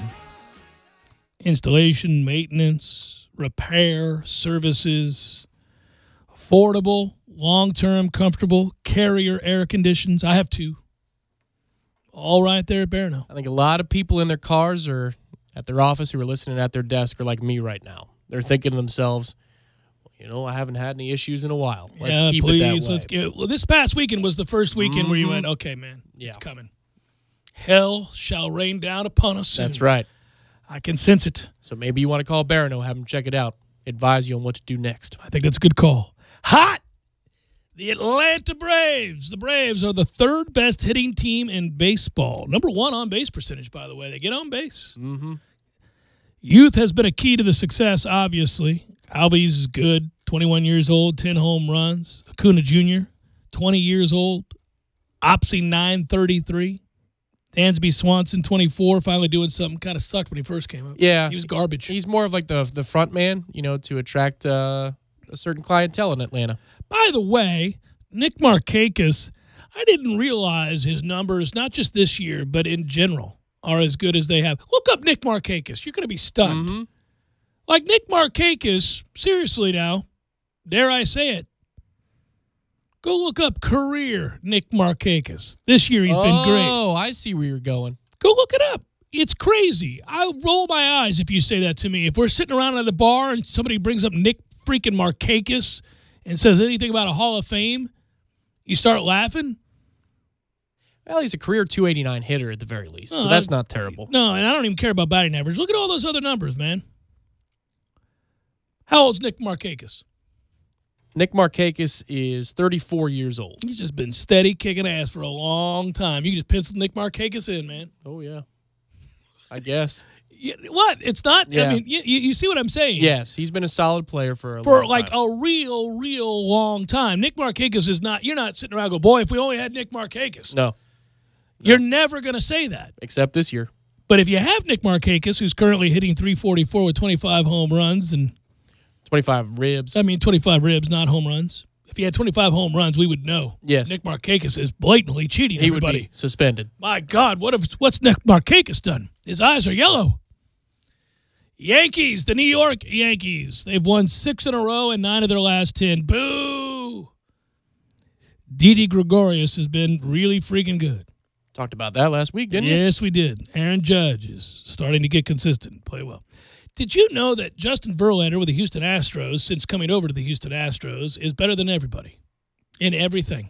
It's ridiculous. His life just keeps getting better. It just does. And I think it's partly because of what he goes home to. Wouldn't that just keep you feeling good? Well, it's like the end the scout, So what's the worst that could happen? You lose. Mm-hmm. Oh, yeah. That's probably what he thinks when he gets in the car. What's That's the worst that could happen at the ballpark today? That's right. I lose. You know what happens after I lose? I come home. That's right. And boy, do I like to come home. That's right.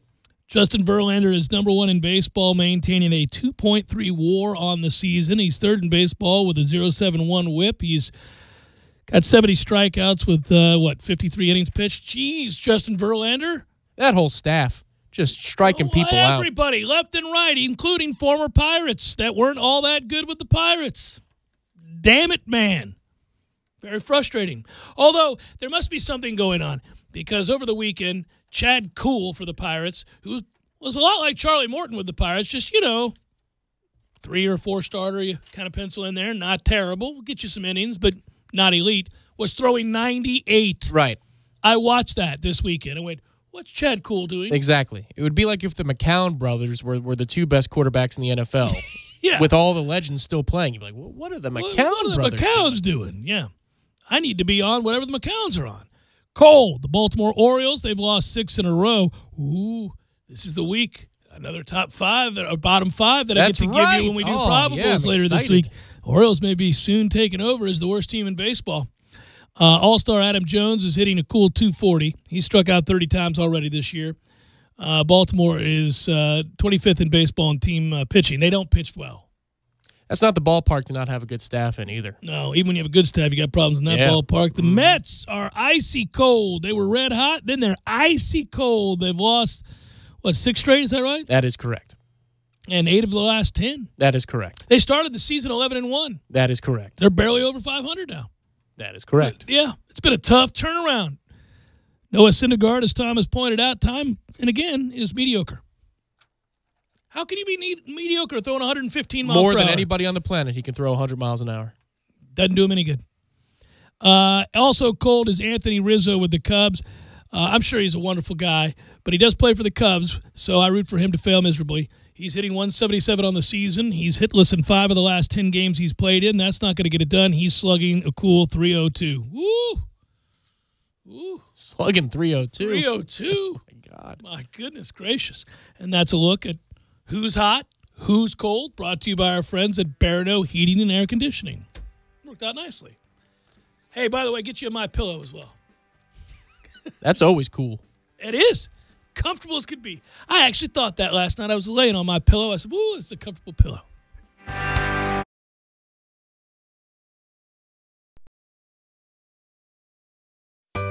Sorry, boys, I did not have time to pack. We got this. It's right here, guys. We got this. I thought I could handle it. We got this. Moving doesn't have to be a hassle. Call us first at 2 Men and a Truck. No matter the move, home or business, we'll make it a smooth one. I forgot something. We got this.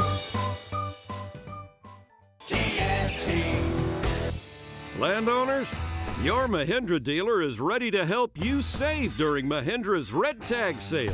Enjoy up to $7,900 in tractor cash back and savings, or utility vehicle savings up to $1,700. Plus, Mahindra's industry-leading warranties still come standard. So hurry in for Mahindra's Red Tag Savings.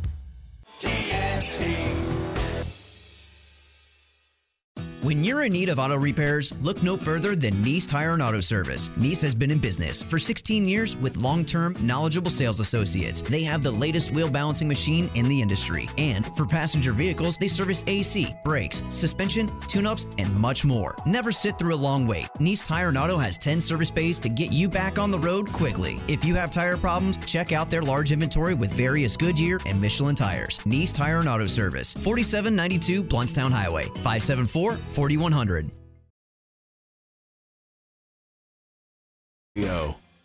The Starlight Lounge presents An Evening with the Progressive Box. I wrote this next song for a gal from Cheyenne. Should never have told her how Progressive's collision insurance covers injured dogs and cats. She said if they could love her pooch as much as she did, then so could I. Well, I couldn't. This next song's called Cat Person. It was a rough night in Wyoming. The cat was out of the bag. Progressive Casualty Insurance Company and Affiliates. Pet coverage not available in New Hampshire and North Carolina. Congratulations, you are now a licensed drone pilot. But what should you do next to elevate your business to new heights? Learn how to package your drone photography by enrolling in TCC's Wakulla Environmental Institute's Drone Business Video Production course. Don't wait, seats are limited. Go to tcc.fl.edu and search drone today or call 850-558-3500. Learn how to package your drone photography so that you can get your drone business started. Go to tcc.fl.edu and search drone for drone education at TCC's Wakulla Environmental Institute. Class starts June 14th. ESPN Radio Sports Center. I'm Christine Lisi. Breaking news. ESPN's Adrian Wojnarowski reporting the Pistons have parted ways with President of Basketball Operations and Coach Stan Van Gundy. Van Gundy had full authority on player, personnel, and staffing, but owner Tom Gores had recently suggested changes that included GM Jeff Bauer, which Van Gundy resisted. Pistons missed the playoffs in 3 of Van Gundy's 4 seasons on the job. The East top-seeded Raptors and the 76ers both staring at elimination tonight, down 3-0. Philadelphia's home to Boston, Toronto at Cleveland, 8 Eastern, ESPN Radio and the ESPN app. One reason both series will end tonight, some players are already looking ahead to the offseason, believes Hall of Famer Isaiah Thomas. You really do need 12 men committed to winning a basketball game, to avoid a sweep. Normally what happens is that 2 to 3 guys have already planned for their vacation, so they're not as committed. You really do need 12 men committed, and I just don't see Philadelphia or Toronto. They will have 12 men committed to winning the game. Isaiah Thomas on Golick and Wingo. NHL Capitals with a chance to knock out their playoff nemesis, the defending Stanley Cup champion Penguins, in Game 6 tonight. However, Washington only 1-9 all-time versus Pittsburgh in potential closeout games with that one win in the 1994 Conference quarterfinals. Predators facing a must-win in Game 6 on the road when they visit the Jets tonight. The NFLPA filed a grievance on behalf of free agent safety Eric Reid. Reid, who protested during the national anthem in 2016, has not been able to sign with the team. During his visit with the Bengals, Reid reportedly was asked about his stance on anthem protests. Reid's also filed a collusion grievance against the league, alleging the NFL and its teams have conspired to keep him off an NFL roster.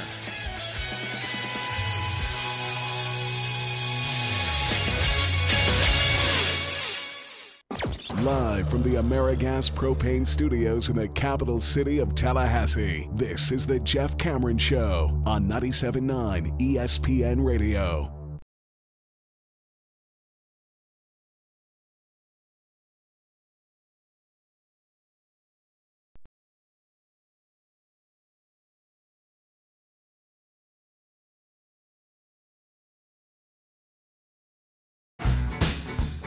Man, just sitting here during that break watching the unfortunate set of circumstances that befell Cardinals catcher Yadier Molina. Have you seen that? I can guess what happened, but no, I have not. It's every man's nightmare. Is it really? Is it that bad? It's not good. He's going to be out for more than a month. Had to have surgery. What? Mm-hmm. Oh, no. He was hit by a 102-mile-per-hour fastball Saturday. He was taken then for emergency surgery. He suffered from what is being called a sustained traumatic hematoma in the groin. Hearing the words traumatic hematoma. Oh! The recovery will take more than a month. Oh! Doctors recommended Saturday night that the swelling and the pressure be relieved in the moment. Oh! Molina called it a very difficult area when asked about where the injury was. He remained in the hospital overnight. Oh!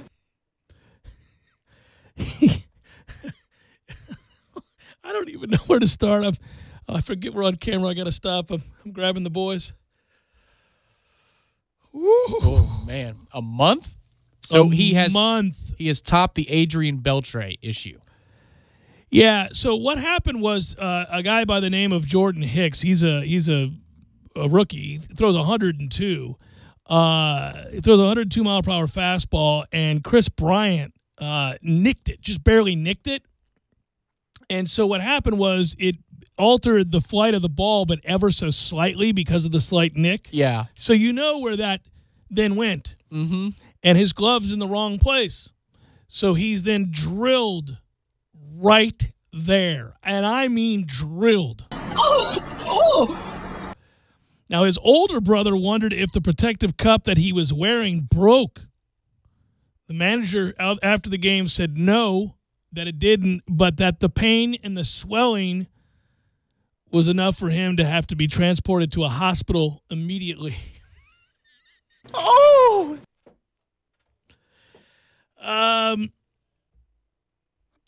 By the way, that manager, Mr. Matheny, as we all know, said about that injury and the severity of that injury that he had once made a similar trip to the hospital in his catching career. It's not like anything you've ever felt before, quote.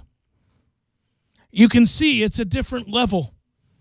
I had 3 of the 5 kids by that point because that was a major concern for me in my playing career.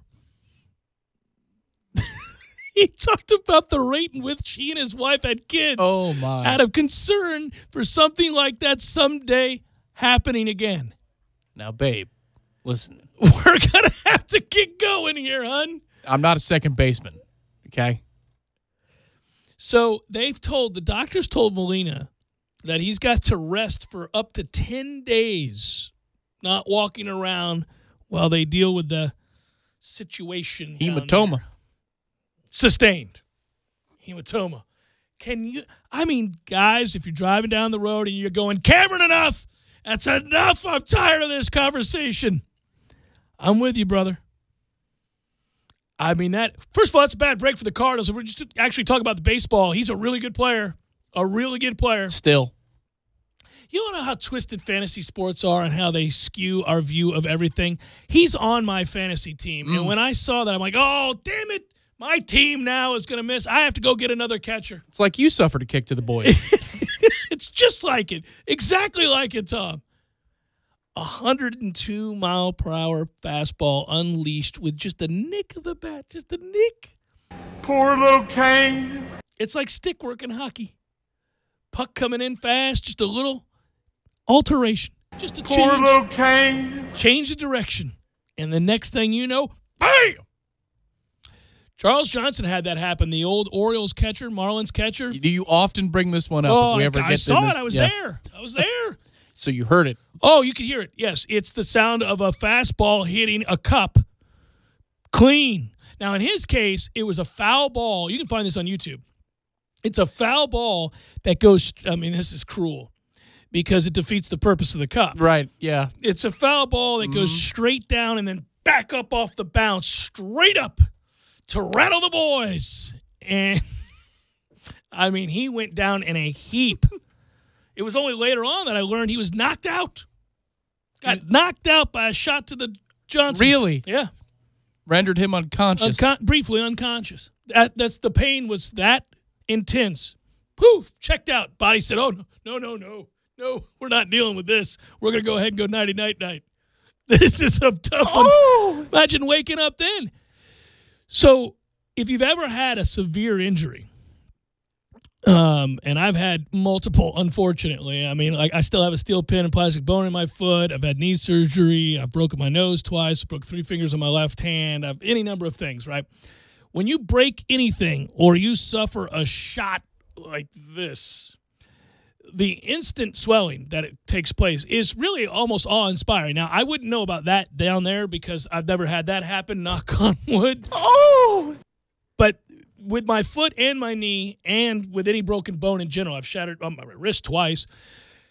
The swelling is so instantaneous. It's scary. It's just you go, oh, no. Your hand, like when I broke my wrist severely, but, I had been in the car on the way to the hospital. We hadn't even gotten a block down the road, and it's pitch black, and it's 3 times the size of my hand normally. It's just huge, right? And you feel your skin stretching, like being pulled tight, and you need relief. Now, that's tough. You get there, they'll shoot you up, they'll cut you open, they'll do what they got to do. Can you imagine, though, we're talking about the situation in a cup, and now, shigadoo, and the boys. Right. Yes. Now, if he went to the ER I went to for my second-degree burns to my feet, they didn't shoot you up. So imagine if he went there. Well, I think they shot him up. I would hope so. I would have said, go ahead and kill me. Do something to alleviate this. I'm not dealing with this. This is Civil War era. They're about to cut off your forearm or something, Whoa, with the bone saw. Oh, my God. Yeah, a bag of frozen peas ain't going to cut it here. No. Who was in charge of taking the cup out and assessing the situation? Not Yadier. No. They probably put a blinder in front of him, You don't want to see this. Matheny noted that he could tell on the field the severity of the injury. Oh, really? When I first read that quote, I thought, that had to have been a toughie. That might have been a glance and a, oh, no. That, yeah. Sir, please, let's transport our friend. At that point, he's everybody's friend, to the emergency room. I think the perfect clip would be Gary Cole from Dodgeball when he's taking off his glasses. Oh, my sweet Jesus. There were, they talked about how quickly in a heap he fell to the earth and that he is so tough. He's played through broken bones and lacerations and any number of things. But the fact that he just, in a heap, bag of potatoes, unable to move. So bless your heart, sir. One man to another. You don't like him. You have never liked him. Never been a fan. Can't stand the Cardinals. And I had nothing but empathy. There it is. Doesn't that say it all? It crossed the line. I saw that and went, oh, good God. Nobody deserves that. Nobody. Please get him help immediately. Shoot him up. Knock him out. Anything but that. That much.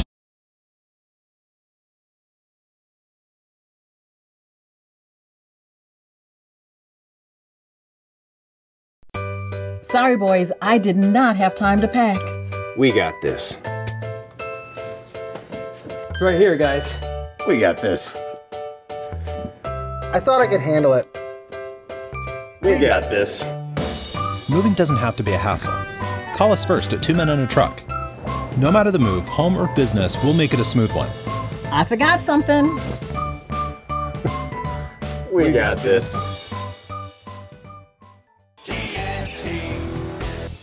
Landowners, your Mahindra dealer is ready to help you save during Mahindra's Red Tag Sale. Enjoy up to $7,900 in tractor cash back and savings, or utility vehicle savings up to $1,700. Plus, Mahindra's industry-leading warranties still come standard. So hurry in for Mahindra's Red Tag Savings.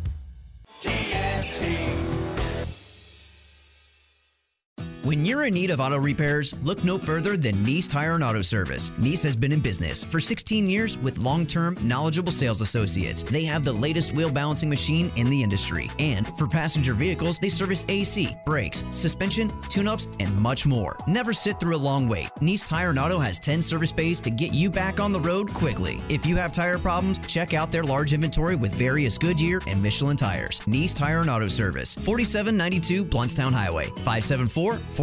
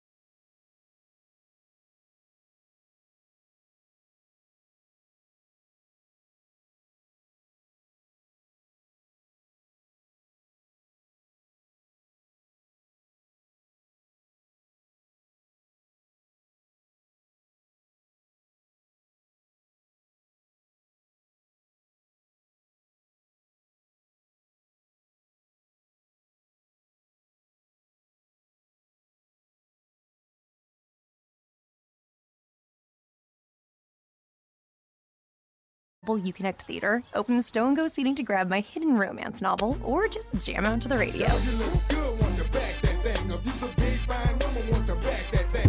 Hey Mom, what was that song? Huh? What song? I didn't hear a song. Chrysler Pacifica. It's loaded with attitude. Chrysler is a registered trademark of FCA US LLC. This is the Jeff Cameron Show. Jeff Cameron Show on 97.9 ESPN Radio.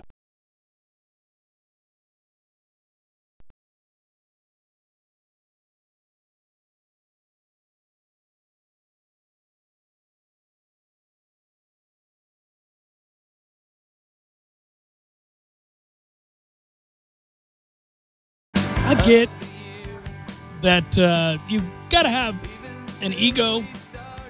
You have to have extreme confidence. You have to have a belief in yourself that borders on the absurd. And sometimes you even have to invent reasons to motivate yourself, perceive slights, and the like. We've talked about this before, but other times you cross that line into delusional, and it's annoying. And Ben Roethlisberger's complaining about the Steelers drafting Mason is in that category of buffoonery. I'm going to quote you something from 2017, and it was from the second day of training camp, and it became the biggest storyline of the spring. The franchise quarterback named Ben Roethlisberger of the Pittsburgh Steelers admitted that he, in fact, was considering retirement after that season, 2017. And he said, and this is not just, you're thinking out loud and maybe you're getting nostalgic and you're pining for a life away from the game when that's been your life, is the game, and you start to see the light at the end of the tunnel. You get to see a life that doesn't involve the kind of intense training and year-round attention that is required to be a professional athlete.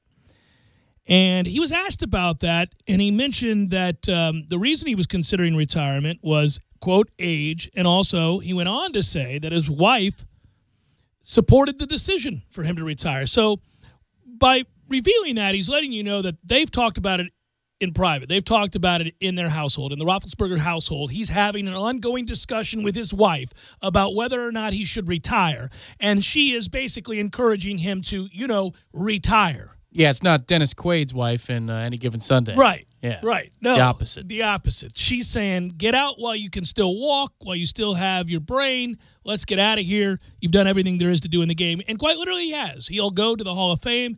He's one of the greatest quarterbacks to ever play the game. So in 2017, in the Pittsburgh Post-Gazette, I went and looked this up this morning because I knew I wanted to talk about this. He mentioned, quote unquote, the reason he was thinking about retirement was age. He also said in that article, it's just, it's been 14 years. That's a real long time. I think the average life expectancy in this league is 3 years. Maybe it's 3.5 now, I'm not sure. But I've been blessed to do this for a very long time.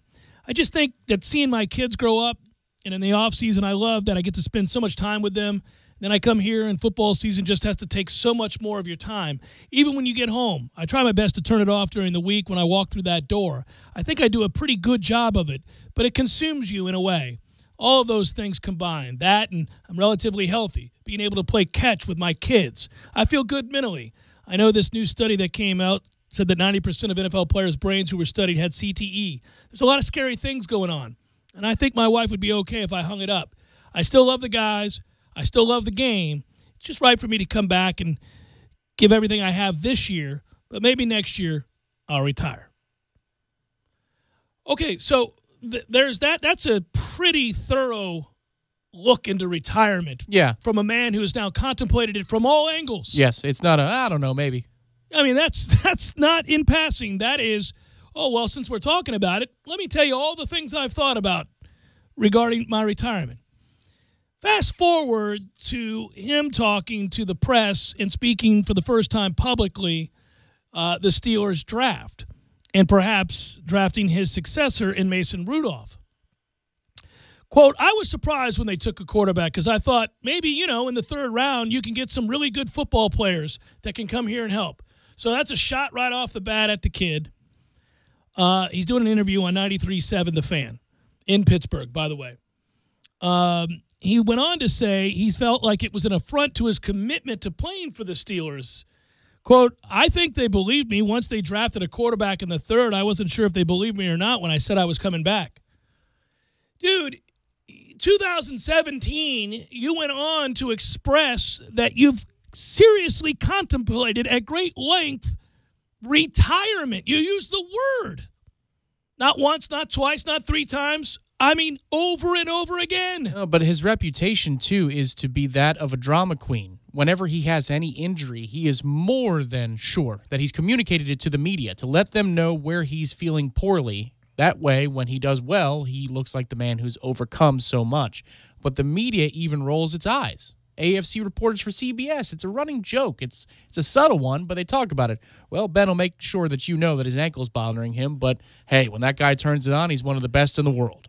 I suppose if you're the Steelers, maybe this is the reaction you wanted, because you could argue it lights a fire. You could say that maybe now he feels all the much more motivated. If you go back, I was reading an article this morning along these same lines that talked about 36-year-old Tom Brady back in 2013, if you recall, when the Patriots drafted Jimmy Garoppolo in the second round of the 2014 draft. And Brady was furious. Allegedly behind closed doors, he thought that was a kick in the face, and that how dare they go and draft another quarterback. Man, get the hell out of here. Have you lost your mind when you're in your late 30s? And oh, by the way, coming off that season in 2013, Brady had his worst year. He was not very good that year by his standards, which, again, for most people is off the charts good. But he wasn't in typical Brady fashion. So, obviously, at that age, a franchise has to look at their player and protect themselves. They got a guy late, second round, third round, fourth round, you take him. You begin to develop him because you know you got time. You let him learn from the Hall of Famer in front of him. If you're going to take a project, Garoppolo certainly would have been considered a project. Yes. Rudolph is considered a project. You draft the guy in the middle to late rounds and you let him sit behind a Hall of Famer and learn. Yeah. It's typical. It's 101, right? Yeah, this is not rocket science. And I like Rudolph actually as a project because I think he already has something that actually shares a trait with Ben Roethlisberger, which is his ability to have defenders bounce off of him. He's a big dude. Yes. He's a big, strong guy. He's a really big, strong guy. The arm strength obviously is not anywhere in the stratosphere of one Ben Roethlisberger, but that's a good pick. There are those that speculate around him that the reason he's frustrated is that the Steelers drafted a quarterback late in last year's draft as well, 4th rounder for Joshua Dobbs, which was a joke of a pick. But anyhow, they did that, and you recall us. They also got Landry Jones, right? Mm-hmm. Yeah, on the depth chart. He's the backup to Landry Jones as Joshua Dobbs currently. Yeah.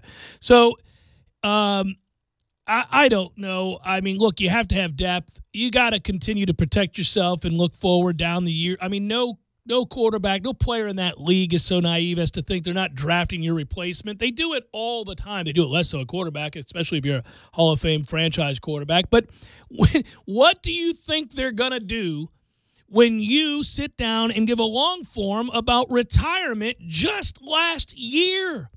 All the reasons you want to do it. And they're all valid, by the way. You're relatively healthy. You got kids. You want to be around them more often. You feel good, so maybe now's the time to step away before it's too late, etc. These guys, that's when you cross that line. That's where you jump the shark. When you cannot see the business that you've been involved in and benefited from, and also obviously helped within the franchise to see them move forward as well with championships and the like. But come on. I think it's part of the delusional self-belief that put them in the position where they are, though. I think that's why it helps create the monster. Yeah, that's what I said at the outset. To some degree, you have to be an egomaniac. You have to have a belief and a confidence in yourself that borders on the absurd. You have to imagine slights where there are none. You have to, in some ways, chase ghosts. You have to do a lot of things to continue to motivate yourself to be elite, to be Hall of Fame great at 36, 37, 38 years old. Because, look, that's the deal with time, man. You gain perspective, and as you gain that perspective, other things in your life become far more important than just your job. And every year that goes by, the more you realize that, the harder it is, I would imagine, especially with something like this, something as physical as this, to grind. You can't stay. I just know from being 46 that you can't stay in the kind of shape that you could when you were 36 or 34.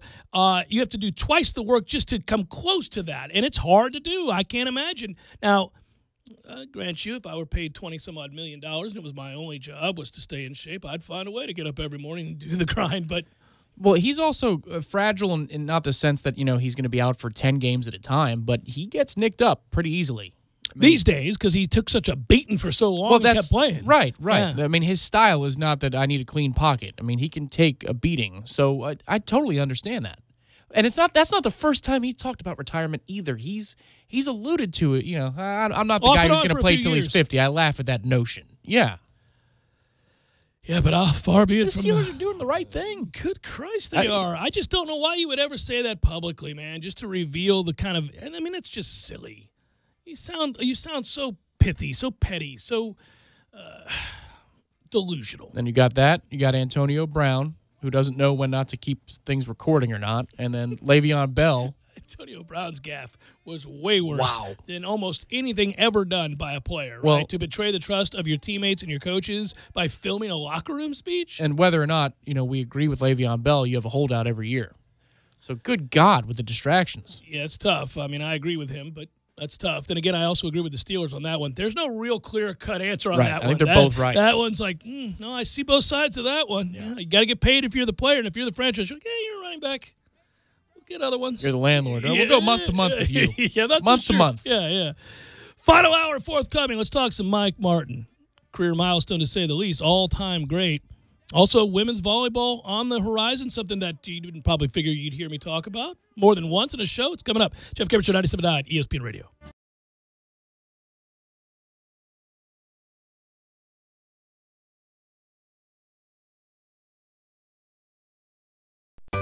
Sorry, boys, I did not have time to pack. We got this. It's right here, guys. We got this. I thought I could handle it. We got this. Moving doesn't have to be a hassle. Call us first at 2 Men and a Truck. No matter the move, home or business, we'll make it a smooth one.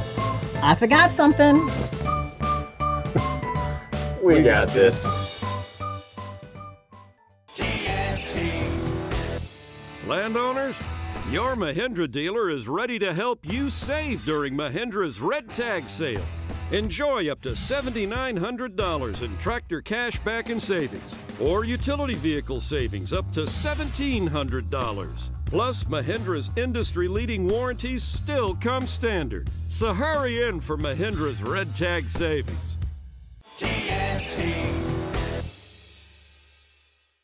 When you're in need of auto repairs, look no further than Nice Tire and Auto Service. Nice has been in business for 16 years with long-term, knowledgeable sales associates. They have the latest wheel balancing machine in the industry. And for passenger vehicles, they service AC, brakes, suspension, tune-ups, and much more. Never sit through a long wait. Nice Tire and Auto has 10 service bays to get you back on the road quickly. If you have tire problems, check out their large inventory with various Goodyear and Michelin tires. Nice Tire and Auto Service, 4792 Bluntstown Highway, 574-4100. TU campus. Driving every day from the AmeriGas studios in the capital city of Tallahassee. This is 97.9 ESPN Radio. WTSM, Woodville, Thomasville, Tallahassee.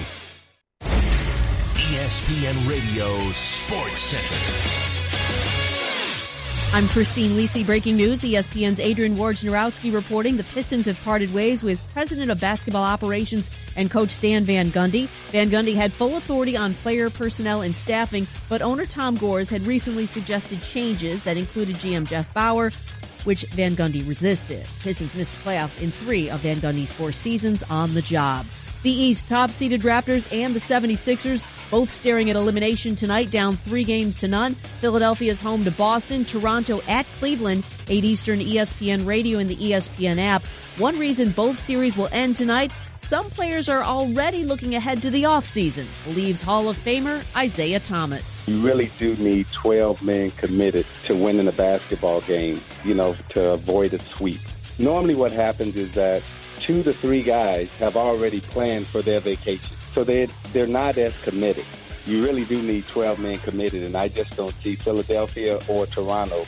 They will have 12 men committed to winning the game. Isaiah Thomas on Golic and Wingo. NHL Capitals with a chance to knock out their playoff nemesis, the defending Stanley Cup champion Penguins, in Game 6 tonight. However, Washington only 1-9 all-time versus Pittsburgh in potential closeout games, with that one win in the 1994 conference quarterfinals. Predators facing a must-win in Game 6 on the road when they visit the Jets tonight. The NFLPA filed a grievance on behalf of free agent safety Eric Reid. Reid, who protested during the national anthem in 2016, has not been able to sign with the team. During his visit with the Bengals, Reid reportedly was asked about his stance on anthem protests. Reid's also filed a collusion grievance against the league, alleging the NFL and its teams have conspired to keep him off an NFL roster.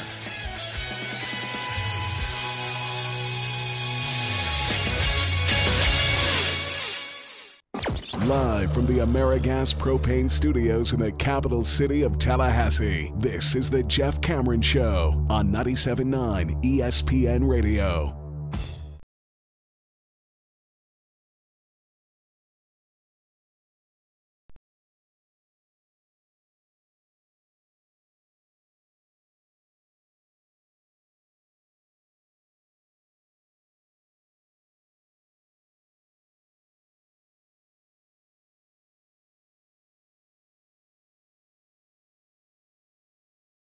Final hour of the Jeff Cameron Show, at least for today. Thanks for tuning to it. I'm Jeff. That's Tom. We're online. ESPNTallahassee.com. That's where you go to listen live via the streaming free. Always an eventful weekend.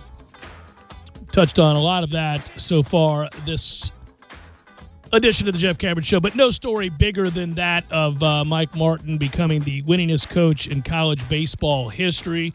Although one rivals it, I mean, in terms of the magnitude of the moment and all of that, I mean, the fact that we all tuned into a little women's beach volleyball, right, to see the national championship and the semifinals, the game against Hawaii coming down to the nitty-gritty. Yes, the fifth set. Fifth and final court, yes. I got to tell you, I want to get back to Martin here for a second just to reiterate some thoughts that I had earlier in the show, but to make note that we did play for a national championship. And, look, I'm not going to sit here and tell you I had watched a single match prior to this weekend. I hadn't.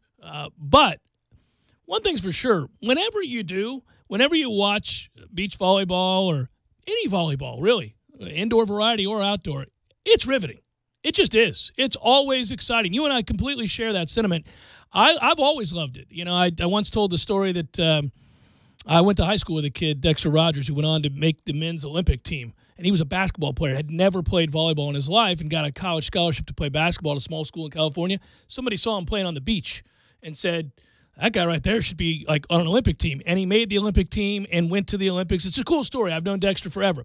But that's way back in the 80s. And I remember watching that and saying, man, I wish all schools had volleyball. They don't for men. They don't. I agree. Yeah. I would have loved to have played. I think it's fantastic. Now, obviously, you look at the athletic freaks, both men and women, that play that sport. I wouldn't have been tall enough or good enough, I don't think. But it's a fun sport to watch. And, man, came up just short. But, hey, listen, I remember when that program started. So do you. We made jokes about it. Sure. I got laughed at when I was talking about, it was such a good product. The TV it's made for TV. It is. You've got riveting. They could do better, and they could do better with the broadcast with putting multiple courts on at the same time. That's a frustration. But you could go to the app and get all five. Yeah. But they could really, because there are a couple of matches that are coming down to the end of a set, and you'd like to be able to watch both instead of hoping they cut to the correct court at the correct time. Yeah. Rather than doing a feature report with Holly, But at any rate, it's really good TV because it takes an hour to an hour and 20 minutes if you're playing all five at the same time. And good Lord, if one match stinks, they just cut to the other one. Yeah, it's perfect. So you have options. No you're downtime. Always entertained. When it was tied at 2 and they switched over and you're watching that fifth match set, I should say, and we win 3-2 over number 3 Hawaii, I was struck by the fact that you got a freshman out there. Mm-hmm. Can you imagine how big that moment is for anybody, but especially a freshman? Right. I'm just Francesca. I wanted to make sure I got it right. She was the freshman that I was referring to, Concalves. But that's I got to believe that's a big moment in your life to be that age. I had it on in the background on Friday when we played UCLA. I didn't catch the USC match in the morning. but the UCLA match in the afternoon, and we dominated them at that point. And then the Hawaii, it got a little bit tighter than it looked like it was going to be in the beginning. The young girl from her dad was from Afghanistan. That was a really cool feature. Very cool. So he walked for his freedom into Pakistan. And then that's how he got out, and he eventually got to the United States with $40 in his pocket. And then look what happens. His daughter's playing on scholarship at Hawaii, and she was badass. But the good news is she couldn't account for 2 points at a time. That's just right. 1 point. Just the one. So we beat Hawaii. We go to the final. And I think, if it happened to another team this way and we won the title, we would be happy and ignore it. But it happened to us. That's our first loss of the tournament. You should have to come beat us twice. It's nonsense. And a lot of people rightfully noted that on Twitter and elsewhere. I agree. It reminded me of the College World Series. Right. And I'll bring it all the way back to Mike Martin here. For so long, you had this truncated tournament, which he's never been able to win a tournament. He's obviously been the most successful college baseball coach in the world. Besides that, never suffered a losing season, always made the postseason, etc. And I always thought that the way they decided the champion of college baseball was messed up. But I also didn't know that there was I've always also known that there wasn't another way for financial reasons to do it. But for years, I always thought, okay, so you can't make radical changes where you actually play series to reward the better team and have every element of your team tested the way that baseball should be played. But you don't have to play one game winner take all when you get to the finals. Yeah. I mean, you could at least play two, and they do that now. But, I mean, it's ridiculous. Well, volleyball has time, man. I mean, good Lord. There's no reason not to play. All the other matches, they play 5 consecutive, 5 matches at a time. And this one, they played 2 first, and then they play 3 next. So you're breaking everything up. The flow of everything has changed. They like to have, I think, for TV purposes, a championship match. Yeah. That's it. There's just one. Like, if you tune into this one thing, right, you're going to get it all right here. But it's a disservice to the integrity of the game. It's not right. But it's like I've said this before about golf. I think golf has staying power with millennials. It's got a future there because there's always something happening. You can just cut to another hole. Somebody else is doing something. It's not 3 minutes of waiting around or here's a TV timeout or a replay review. It's shot, putt, drive, shot. That's entertaining because our brains at that level, I'm half millennial, half Gen Xer, I think. Right. Yeah. But the millennial side of me, I want something to happen at all times. That's why this sport is just perfect for it. Beach volleyball specifically. You have a couple of people on each side, and you have 5 going on at the same time. So there's never going to be, a time where there's a 10-point deficit, and you're like, what the hell else is on? This is stupid. There's always, you could cut to a court. That's entertaining. Loved it. So congratulations to them and to the university, obviously. That's quite the achievement, coming up just short for a national championship, but you got to think, obviously, some sustained goodness going on right now. Yeah, been there all the time. For volleyball. Mike Martin, again, surpassing Augie Garrido as the all-time winningest coach, 1,976. It's remarkable to think about, and it's almost hard to put into perspective because whether as a player or as a coach, he's been with Florida State in some capacity for nearly 50 years. I think it's 46. I mean, that is remarkable. And, credit to Corey Clark, who wrote his piece for warchant.com. I think that's the right approach because it's what I think of, which is, okay, so the sustained excellence is obvious. When you're doing what you're doing, when you've won 40-plus games in every season in which he's coached, you won't find another program with that kind of consistency. Literally, you won't. And that speaks volumes to not only his prowess as a coach, but obviously his dedication to a program, to a university, and to the art of coaching baseball and developing young men. And that's to be championed. I get it. I know it always follows that. But really on this day, it's not about that. It's the fact that he has been able to consistently produce a winner literally every single season. And if you think that's easy, even some of the coaches that have indeed been able to win that tournament and thus gain maybe perhaps more cachet in the eyes of some for their successes in winning a tournament, most of those guys at various points have fallen off, have had a losing season, have had a misstep along the way, have not been able to find the same sort of consistency for as long a period of time as Mike Martin has.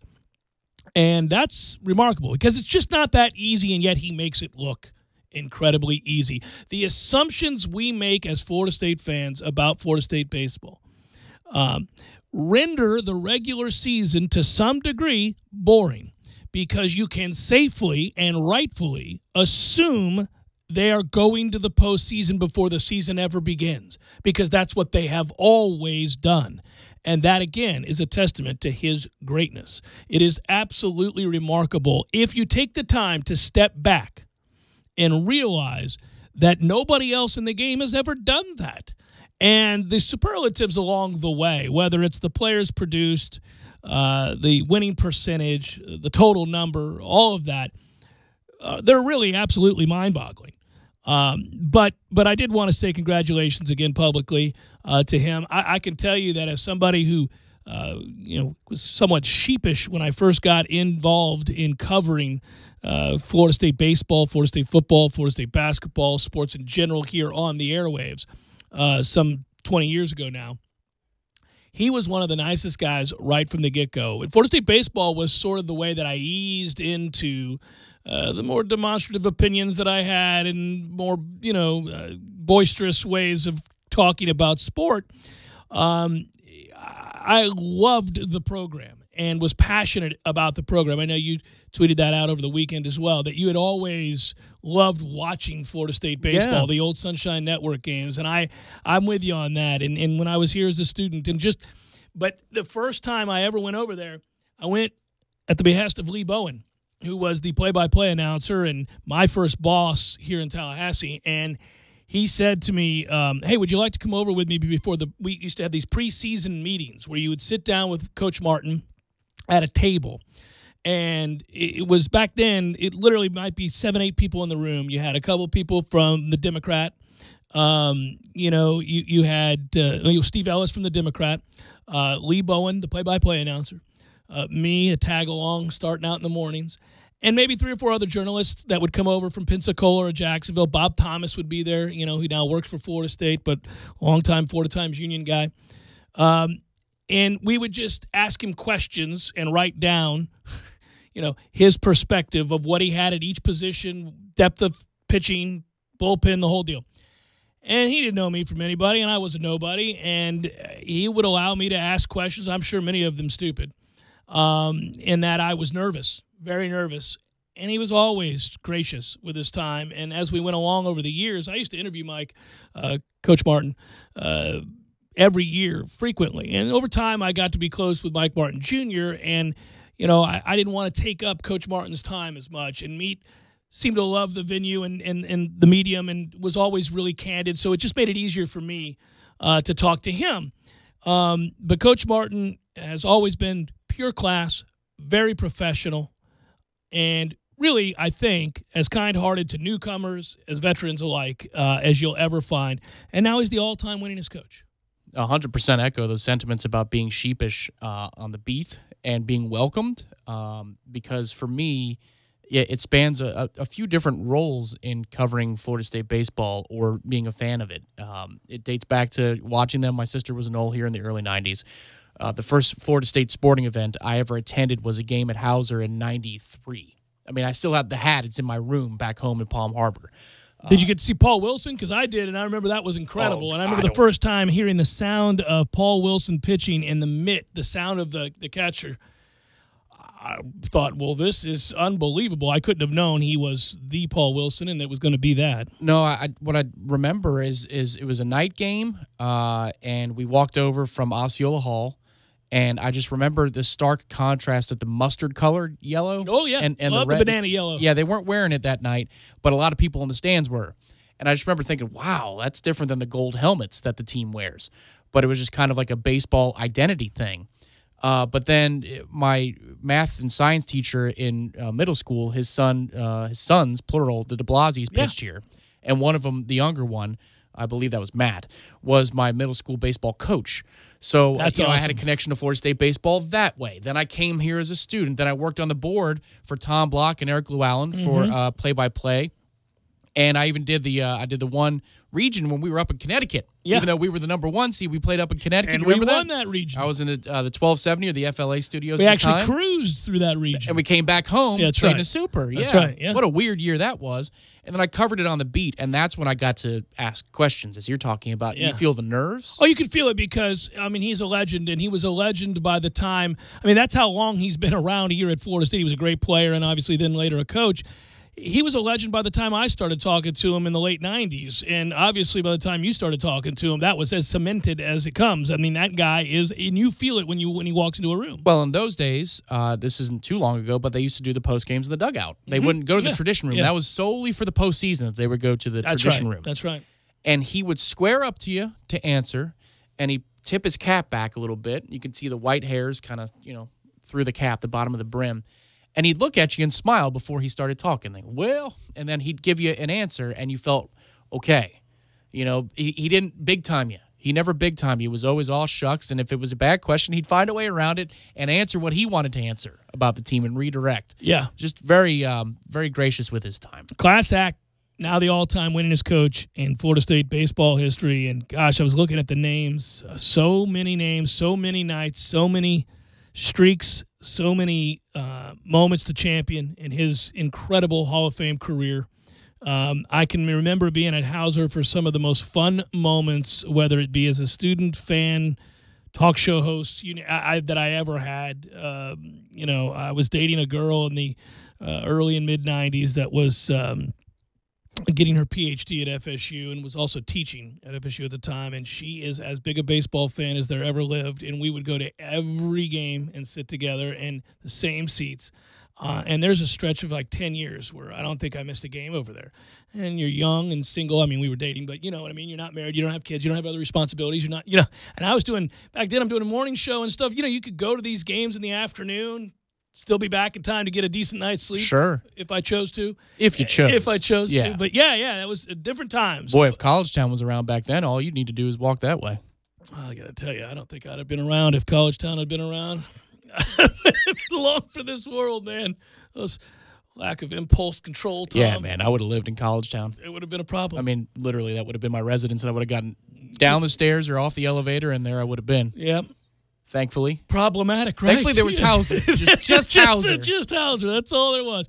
Congratulations, Mike. By the way, should make mention, huge game tonight that Sands will pitch for Florida State. This is the time you got to make a little mini run here. An important series, you can rightfully say tonight. By the way, that game ESPN2, I believe. Yeah. If Florida State is to knock off Clemson, go on the road and win that series, you're talking about a step that much closer to a national seed. It's still within reach. You lose this game tonight, probably out of reach. So I don't want to overstate it. I'd say this is pretty huge. In the course of a regular season, you don't find too many singular games that you say, well, out on the line here. This would be one of those. An awful lot on the line tonight. Makes me a little bit nervous. It's Jeff Cameron Show, 97.9 ESPN Radio.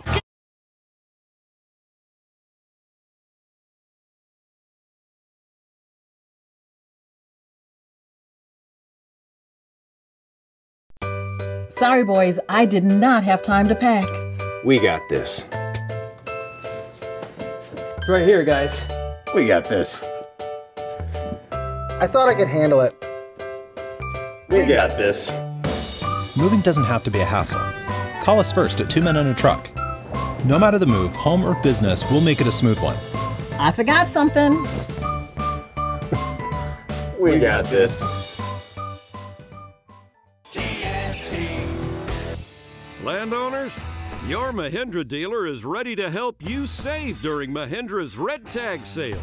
Enjoy up to $7,900 in tractor cash back and savings, or utility vehicle savings up to $1,700. Plus, Mahindra's industry-leading warranties still come standard. So hurry in for Mahindra's Red Tag Savings.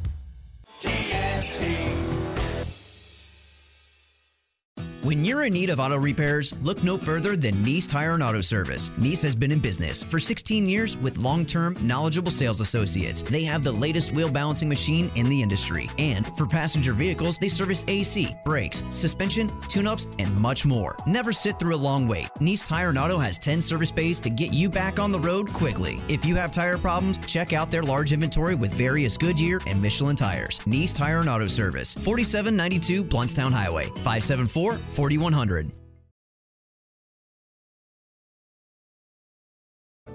Or on Facebook and give them a call at 765-0598.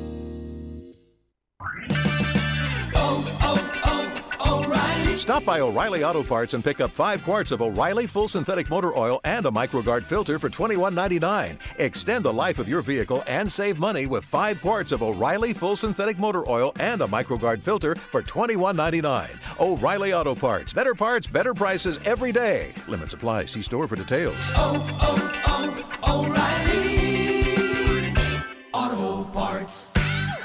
Don't just listen to The Jeff Cameron Show. Watch it live. The Jeff Cameron Show Streamcast. Live weekdays 3 to 6 p.m. Head to ESPNTallahassee.com today to watch live or catch up on demand. The Jeff Cameron Show Streamcast. Brought to you by Nice Tire and Auto, your trusted Goodyear dealer. Nice Tire and Auto, just minutes away from FSU campus. Do you work in construction, photography, or real estate and use a drone for your job? Did you know that the FAA requires you to be licensed? That's right. All commercial use drone operators have to be a Part 107 license. Have questions? Contact the drone experts at TCC's Wakulla Environmental Institute. Go to tcc.fl.edu and search drones or call 850-558-3500. That's 850-558-3500. Remember, the FAA requires all commercial use drone operators to be licensed. Get ready for more fun this summer with a new Bad Boy Mower and free SeaWorld or Busch Garden tickets. Let's go! Buy a Bad Boy Mower this spring and own the best built, most powerful zero-turn mower on the planet. And you'll get free tickets to SeaWorld or Busch Gardens. Have more fun all the way around this summer. Drive away with a Bad Boy Mower and take off to SeaWorld or Busch Gardens for the time of your life. Make your country Bad Boy country. Over 150 new zero turns in stock. Visit TNTSupercenter.com to view inventory and pricing. In Thomasville, Georgia. You're listening to The Jeff Cameron Show on 97.9 ESPN Radio.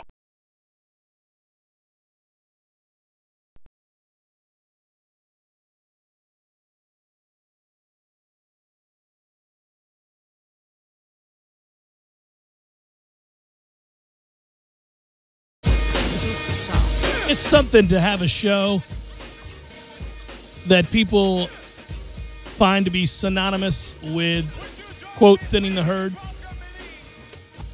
No fewer than 20 links to stories about people who do stupid things and die because of it with the hashtag thin the herd, because I've championed that for so long over the years. I don't know how I feel every time somebody dies in some heinous capacity, and the first thing I get is just an influx of emails from people going, yeah, here you go, Cameron, you're probably celebrating this. I mean, last week it was lions or a lion attacking that man, and that footage is a bit tough to watch.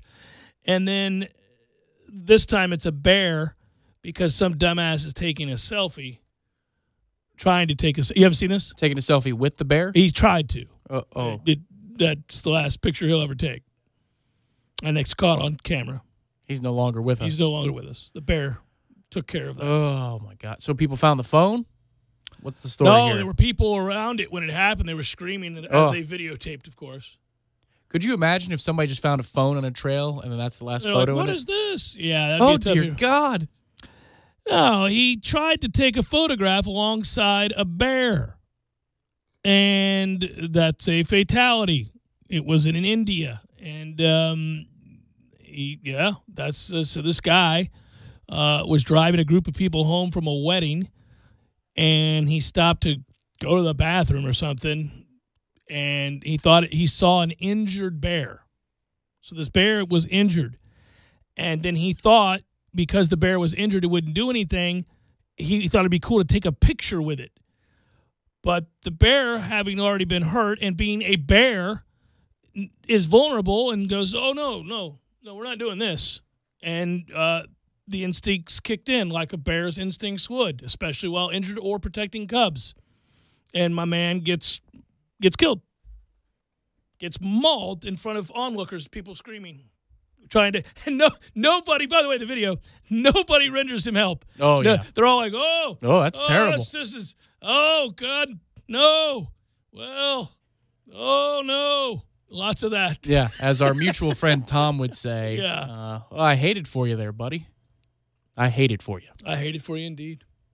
That's just heartbreaking. Yeah, well, thin the herd, right? I say it all the time, and in this case, I really didn't feel bad, and I don't feel bad. I do think it's goofy that everybody associates untimely death, especially that as caused by nature or a person tempting nature, directly with me, as if I, love watching those videos. I don't dislike it, but at the same time, sometimes I get a little squeamish. Now, what I didn't know, and this opened the door to something entirely different that I found fascinating. Apparently, these kinds of horrific events in which people die while taking selfies in particular, not the nature element, just people dying while taking selfies, happens more in India than any other country in the world. This is documented. And I found this out through these kinds of stories, that people are forever getting killed in India while taking a selfie. Most recently, somebody was hit by a train while attempting to take a selfie next to the tracks. As the train went by, he thought it would be cool. Now, he lived, actually. He was not killed, I should say. He lived, but with severe brain damage and in bad shape. Might as well have died. He's leaning out over the tracks, but he thought he was far enough off the rails as to avoid the train hitting him, obviously. Oh, it's awesome. It's a video. He's taking a video and, smiling, and the train's coming. Bam! And then, next thing you see is a blur and the camera flying up in the air. Just, and that's that. Yes, he gets hit by the train. So I did not realize, again, it's the third selfie-related fatality in India since December. A 50-year-old man was crushed to death by a wild elephant while trying to take a selfie with an animal in December. And also another guy was taking a selfie with another elephant later on, and he was killed. Now this guy trying to take a selfie with a bear, and he was killed. And this speaks nothing of the train incident, or also train surfing, which goes on frequently there. Also, I would note that there have been a number of guys trying to stand on motorcycles and the like. And good night, Irene. And, it's just hard to feel bad. It's just hard to feel bad. You see it coming. You see the video in your inbox, and you go, oh, look at that. Somebody fan of the show sent another one of these kinds of stories. And I always click on it. I always do. I saw something earlier today, Wayne McGahee over the Democrat. It was a Darwin Awards retweet, but I had never seen this particular video. It looks pretty dated. It may be quite old. But it's a man and a woman trying to stop a horse on a track from running. And they're getting in front of the horse that's running at them.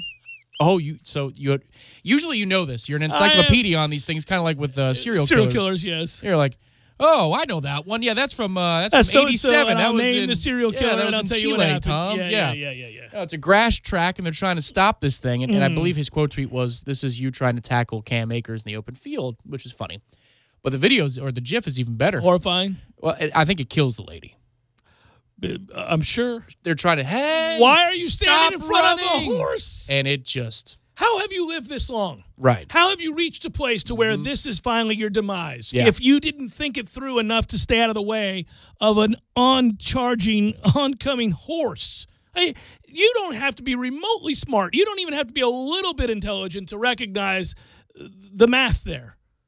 And it looks this ain't going to work out for me. It was one of those things, too, that... and I'll get him some extra Twitter traffic, I guess, today to look at the Darwin Awards thing. But it's one of those things that looks like it's CGI when it happens. Kind of like the Nigel Bradham-LaRon Bird hit. Woo! It didn't look real as it was happening. It was fantastic, but it was though. real. And it was definitely real. Ask LaRon Bird. My goodness gracious. He's still mad at a certain quarterback that I championed. I miss him. Hey, so having said that, you know how I joked about – I see you're watching it. Sorry. You know how I joked about not caring one iota about the Kentucky Derby, and I don't. But I was someplace when the Kentucky Derby was happening, and it was on in the background as I was awaiting food. Mm-hmm. And so, you're going to watch it. It's on in there in the background. And I did watch the Kentucky Derby, and I was struck yet again by how little I care about the Kentucky Derby.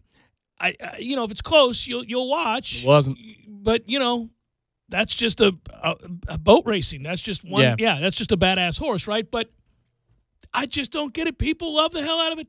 It was everywhere. People were screaming in the restaurant. Like, I'm in the minority for sure. Mm-hmm. And I know that I am. And they're doing it because it's about wagering. And yet you, the wagerer, the guy that loves to wager, looks at them and says amateurs. That's what you say. Except for if you're not. If you're one of these people who actually can take advantage of a situation like that, and apparently there was a woman who absolutely did and ended up winning millions of dollars, and I'm absolutely blown away by the number of people who tweeted that story as well, by the way. One of our mutual friends, Matt Millar. Oh, you don't say. Yeah. He noted and thought that I would be absolutely intrigued by the fact that a woman took an $18 bet into the Kentucky Derby and won $1.8 million. That is doing some things. The woman who did not want to be identified picked the top 5 horses in order to their finish in the 144th Kentucky Derby. She won $1.2 million. The race favorite obviously was Justified. The woman's winnings are nearly the same as the unbeaten Colt, who's now brought in $1.24 million with the win. So how about that? That's incredible too, because if you saw looking for the place in the show, second and third, that's a photo. It's a photo finish. So it needed to go her way. So she wasn't 100% on it until the officials. Wow. I don't, listen again, I don't pretend to know. I haven't done enough research to understand how all of that works in gambling on horses. I've just not done it. I have no problem gambling on horses. I don't have a problem gambling on anything. I'm all for it. We should bet more all the time. But the thing of it is, that's lucky, yes. Obviously, the odds are such that you could win $1.2 million. It tells you how lucky you have to be. It tells you how difficult it is to do. But you would think a person like that had to have a real grasp of what she was doing, a pretty good understanding of these horses and how it works and the conditions and all of that. But there are countless people who do, but nobody wins that. So to get all 5, I would like to sit down and talk with her about the method. I'd like to know, what did you do? Oh, I think she What kind of research? I think she might have just randomly picked numbers there. That'd be my guess. So so that wasn't skill? I don't think so. One time at the MGM studios, I got on the Who Wants to Be a Millionaire game. Yeah, just like they put you on the set. There's 1,000 people in there. You feel the pressure cooker. You feel a little little nerves, don't you? There's a TV camera, the whole thing. Yeah. And the reason was because I did the fastest finger question, but instead of waiting for the question, I just put in the answers. I went DACB. And then I'm watching the answers. And they were DACB. And when it said DA and then C, I go, ooh, I won. And yeah, you look up at the board, it said 0.09 seconds. And people are like, what a jerk, right? This ass. And that's what she is, except she's $1.8 million richer than I am. She just picked numbers. She's like, Justify, and then the rest of them. What a game changer, man. I'd have been butt naked being escorted out of there. Butt naked. I'll pay my $1,000 fine. Thank you very much. About it. Butt naked. I hate mint juleps, and I would have drank 20 of them while I was butt naked being forced out of the Kentucky Derby as now, nearly a multimillionaire. So the bar was packed where you were, or the grill and bar where you got food? It was relatively packed. It was, and they were all obviously cheering and screaming, and that's fun in and of itself. Everybody having a cocktail and yelling at the TV. I'm all for that. And I'm telling you, gambling livens everything up. Even boring ass horse racing is the only thing that makes that worthwhile. And again, it's not that I don't have a love for horses or animals that race in general, so long as they're treated well and they're not brutalized as they so often are. Then I'm okay with it. I got you. But racing in general, unless it's human beings in a sprint, I just don't. And even then, it's only certain races. Right, the Olympics. That's it. And a certain, the small, 100 or something like that. Yeah, like looking at the biathlon and looking for different parts of it, right? No. And any long distance race, what are we doing? I mean, I admire it. I marvel at it. It's a physical feat. It's unbelievable, the test of endurance and mental strength it takes to have the kind of fortitude necessary to win at the highest level at that. I can respect it. I just don't want to watch it. It's boring. Yeah, for me, I said, all right, let's go. Pens, caps. What are we doing here, NBC? Let's switch it on over. Let's go. It's the Jeff Cameron Show, 97.9 ESPN Radio.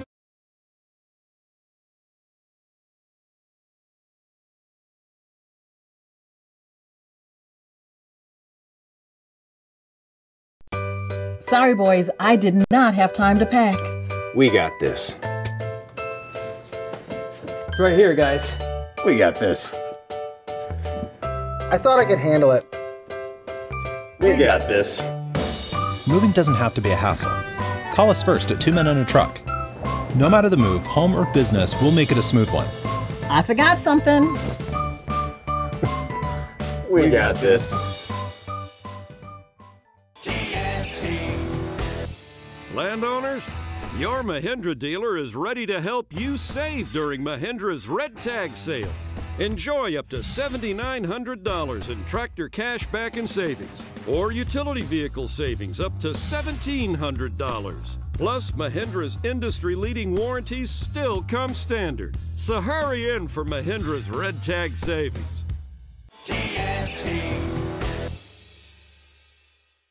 When you're in need of auto repairs, look no further than Nice Tire and Auto Service. Nice has been in business for 16 years with long-term, knowledgeable sales associates. They have the latest wheel balancing machine in the industry. And for passenger vehicles, they service AC, brakes, suspension, tune-ups, and much more. Never sit through a long wait. Nice Tire and Auto has 10 service bays to get you back on the road quickly. If you have tire problems, check out their large inventory with various Goodyear and Michelin tires. Nice Tire and Auto Service, 4792 Blountstown Highway, 574-4100.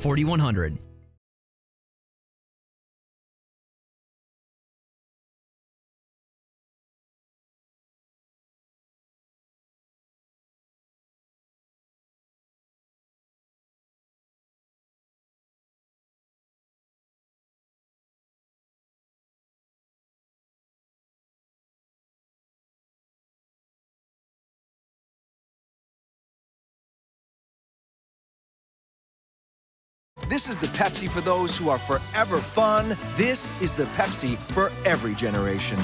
Widden Glass takes care of Tallahassee business. Local contractors know Widden Glass has been taking care of business since 1945. They prefer Widden Glass because of their precise window glass replacement, masterful shower enclosures, and storefront glass. Widden Glass will take care of you to your complete satisfaction. That's been Widden's way of doing business for over 70 years. When you call Widden Glass, you're dealing with experienced, reliable professionals who offer only the best. Like Widden's top-of-the-line bath enclosures that provide style and luxury at an affordable price.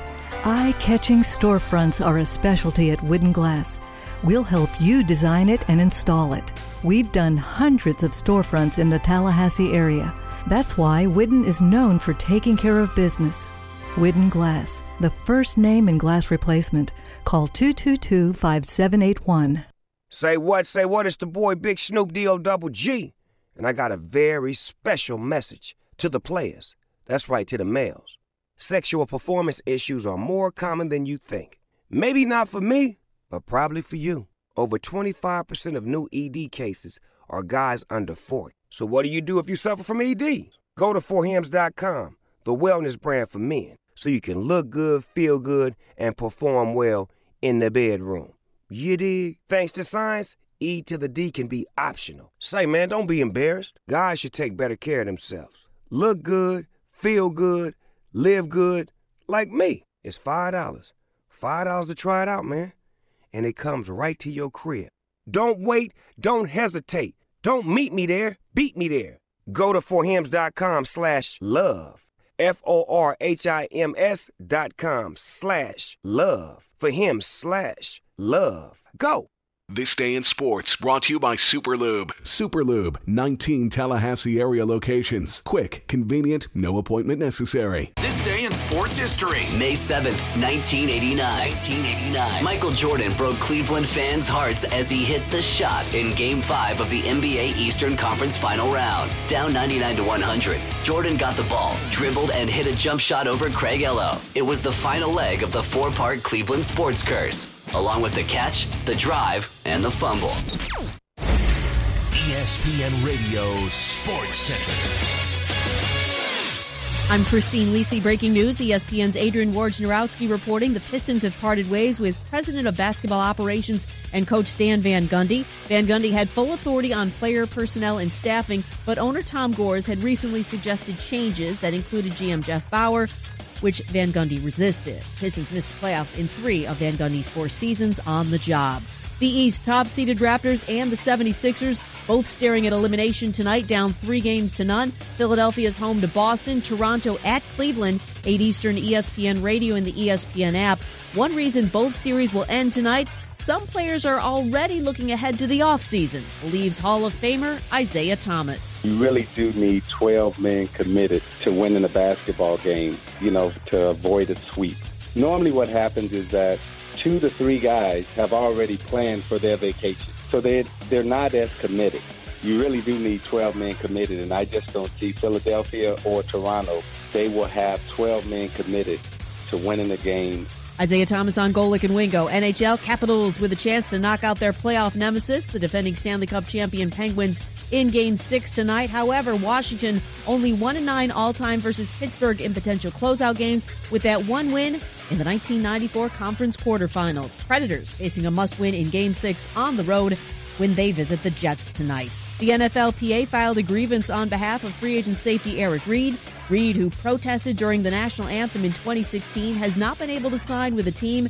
During his visit with the Bengals, Reid reportedly was asked about his stance on anthem protests. Reid's also filed a collusion grievance against the league, alleging the NFL and its teams have conspired to keep him off an NFL roster.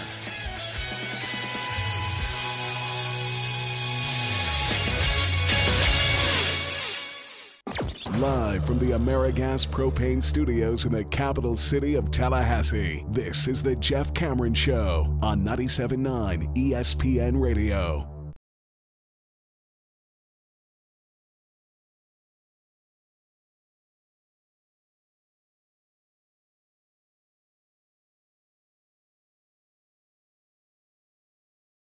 Tough time to be the NBA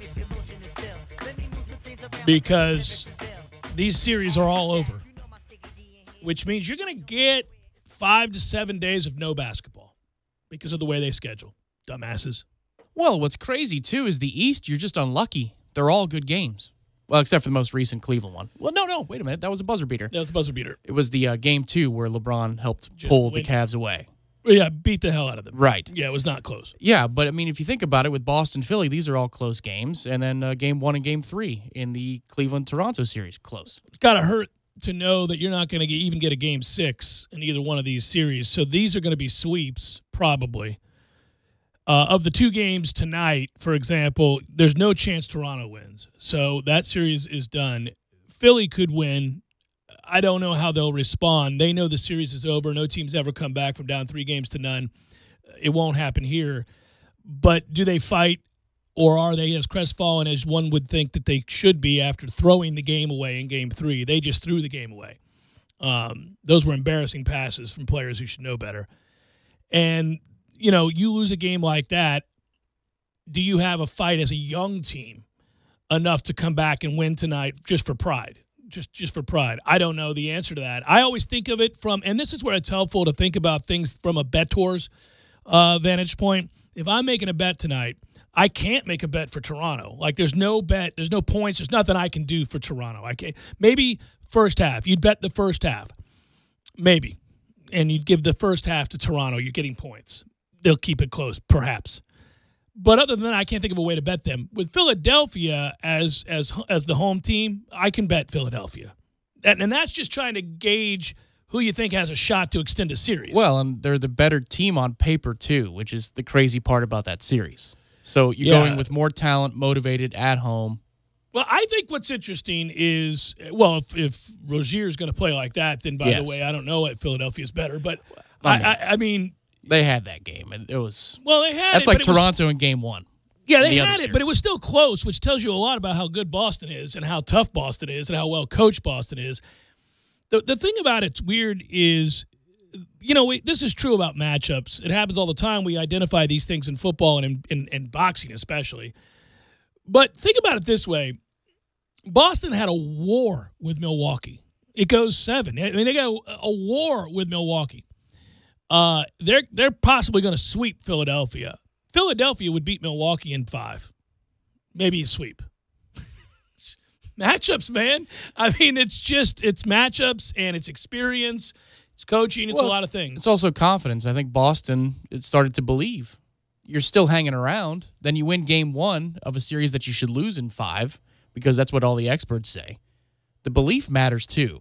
I mean, the coaching, yes, absolutely. They labeled him themselves, the players themselves, as genius moves down the stretch. I saw that. He does it all the time. Right.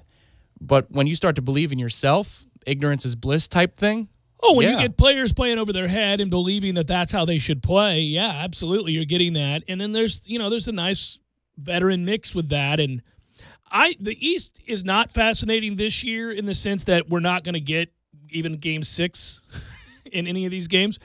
But you look at what's about to come down the pike, because when Boston gets everybody back, even if LeBron stayed in Cleveland, you might say they would be the team to beat. Toronto has to blow it up.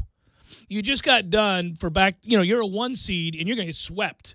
And you've lost 9 straight or 8 straight to Cleveland, so you can't beat Cleveland, period. You can't.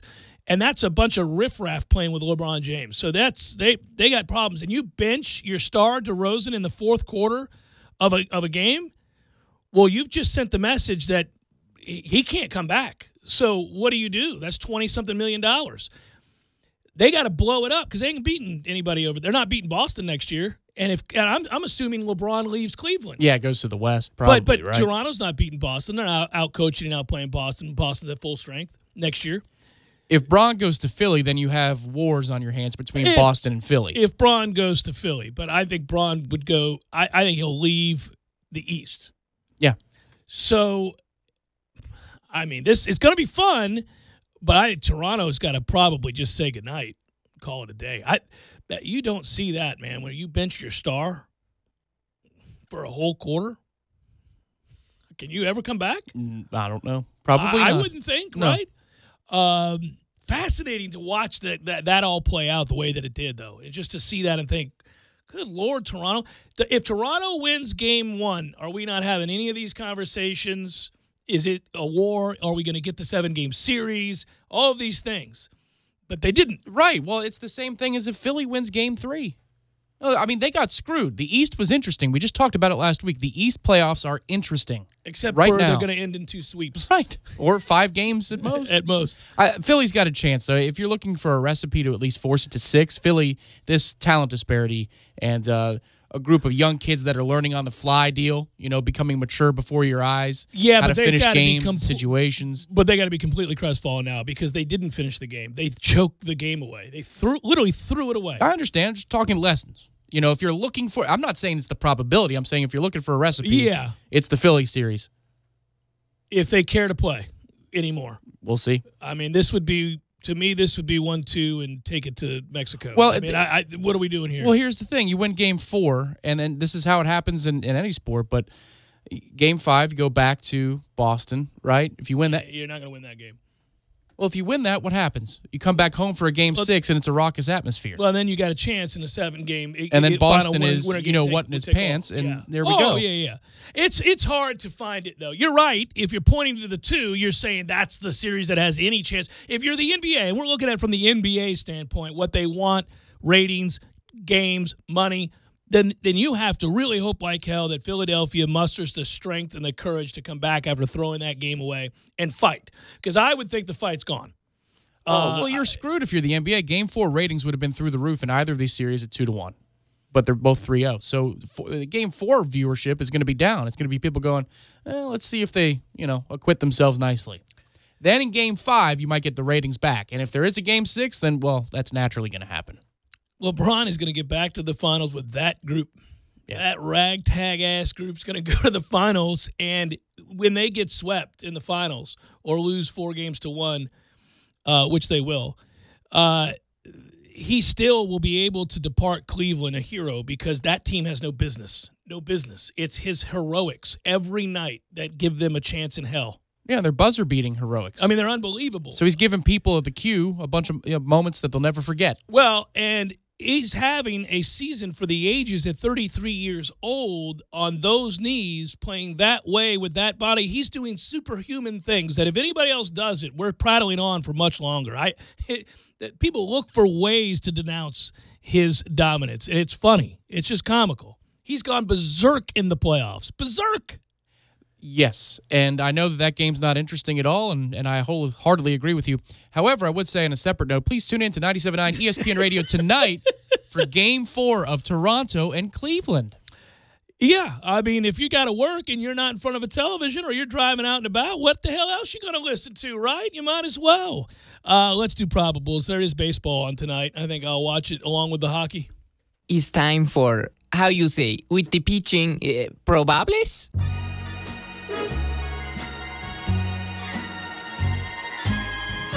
You know, I'd like to see a Game 7 because I love Game 7s.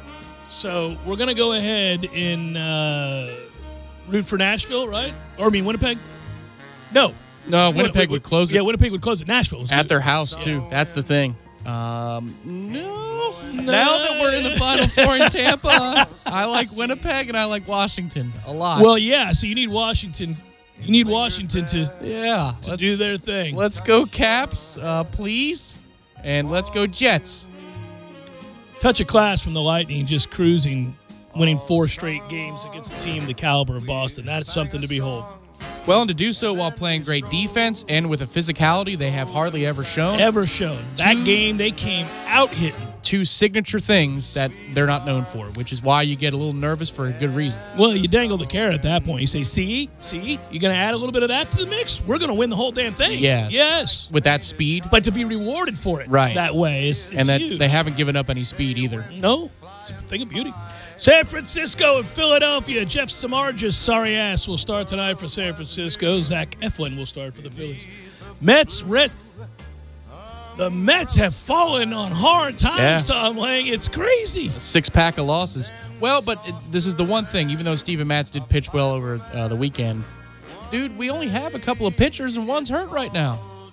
So, I get it. They were all the pride of MLB's prospect pool, but they're really not panning out. No. Well, Wheeler sucks. Syndergaard pitched pretty well after the first inning.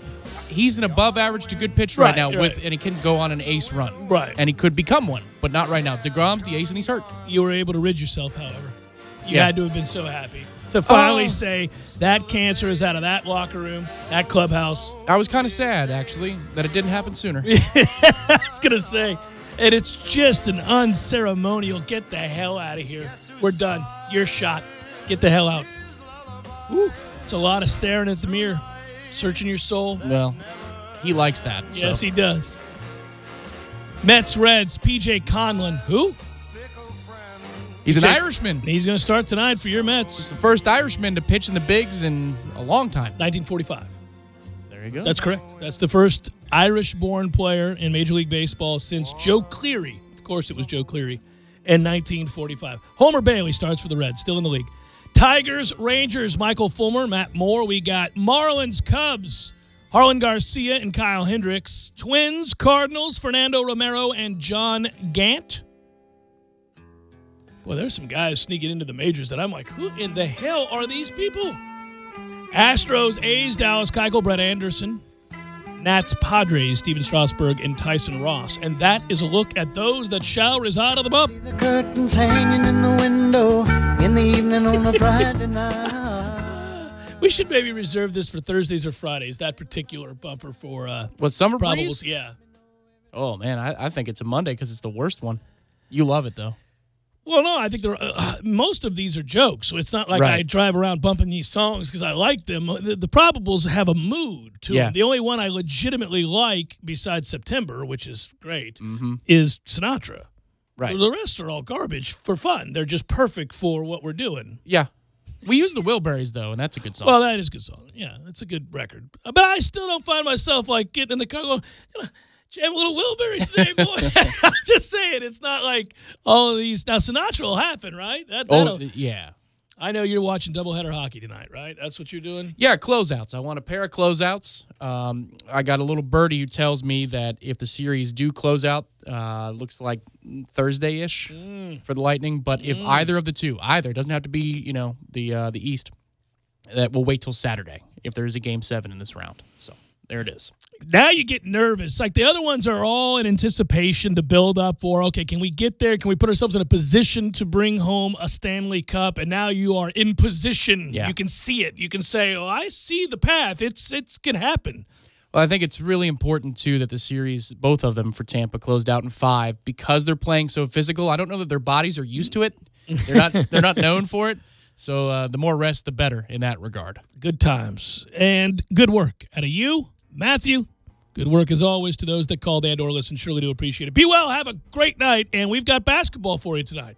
Yeah. Whatever that looks like. Pre-game coverage starts at 8, so there you go. Boom. There it is. Listen in. Be well. Talk to you guys tomorrow.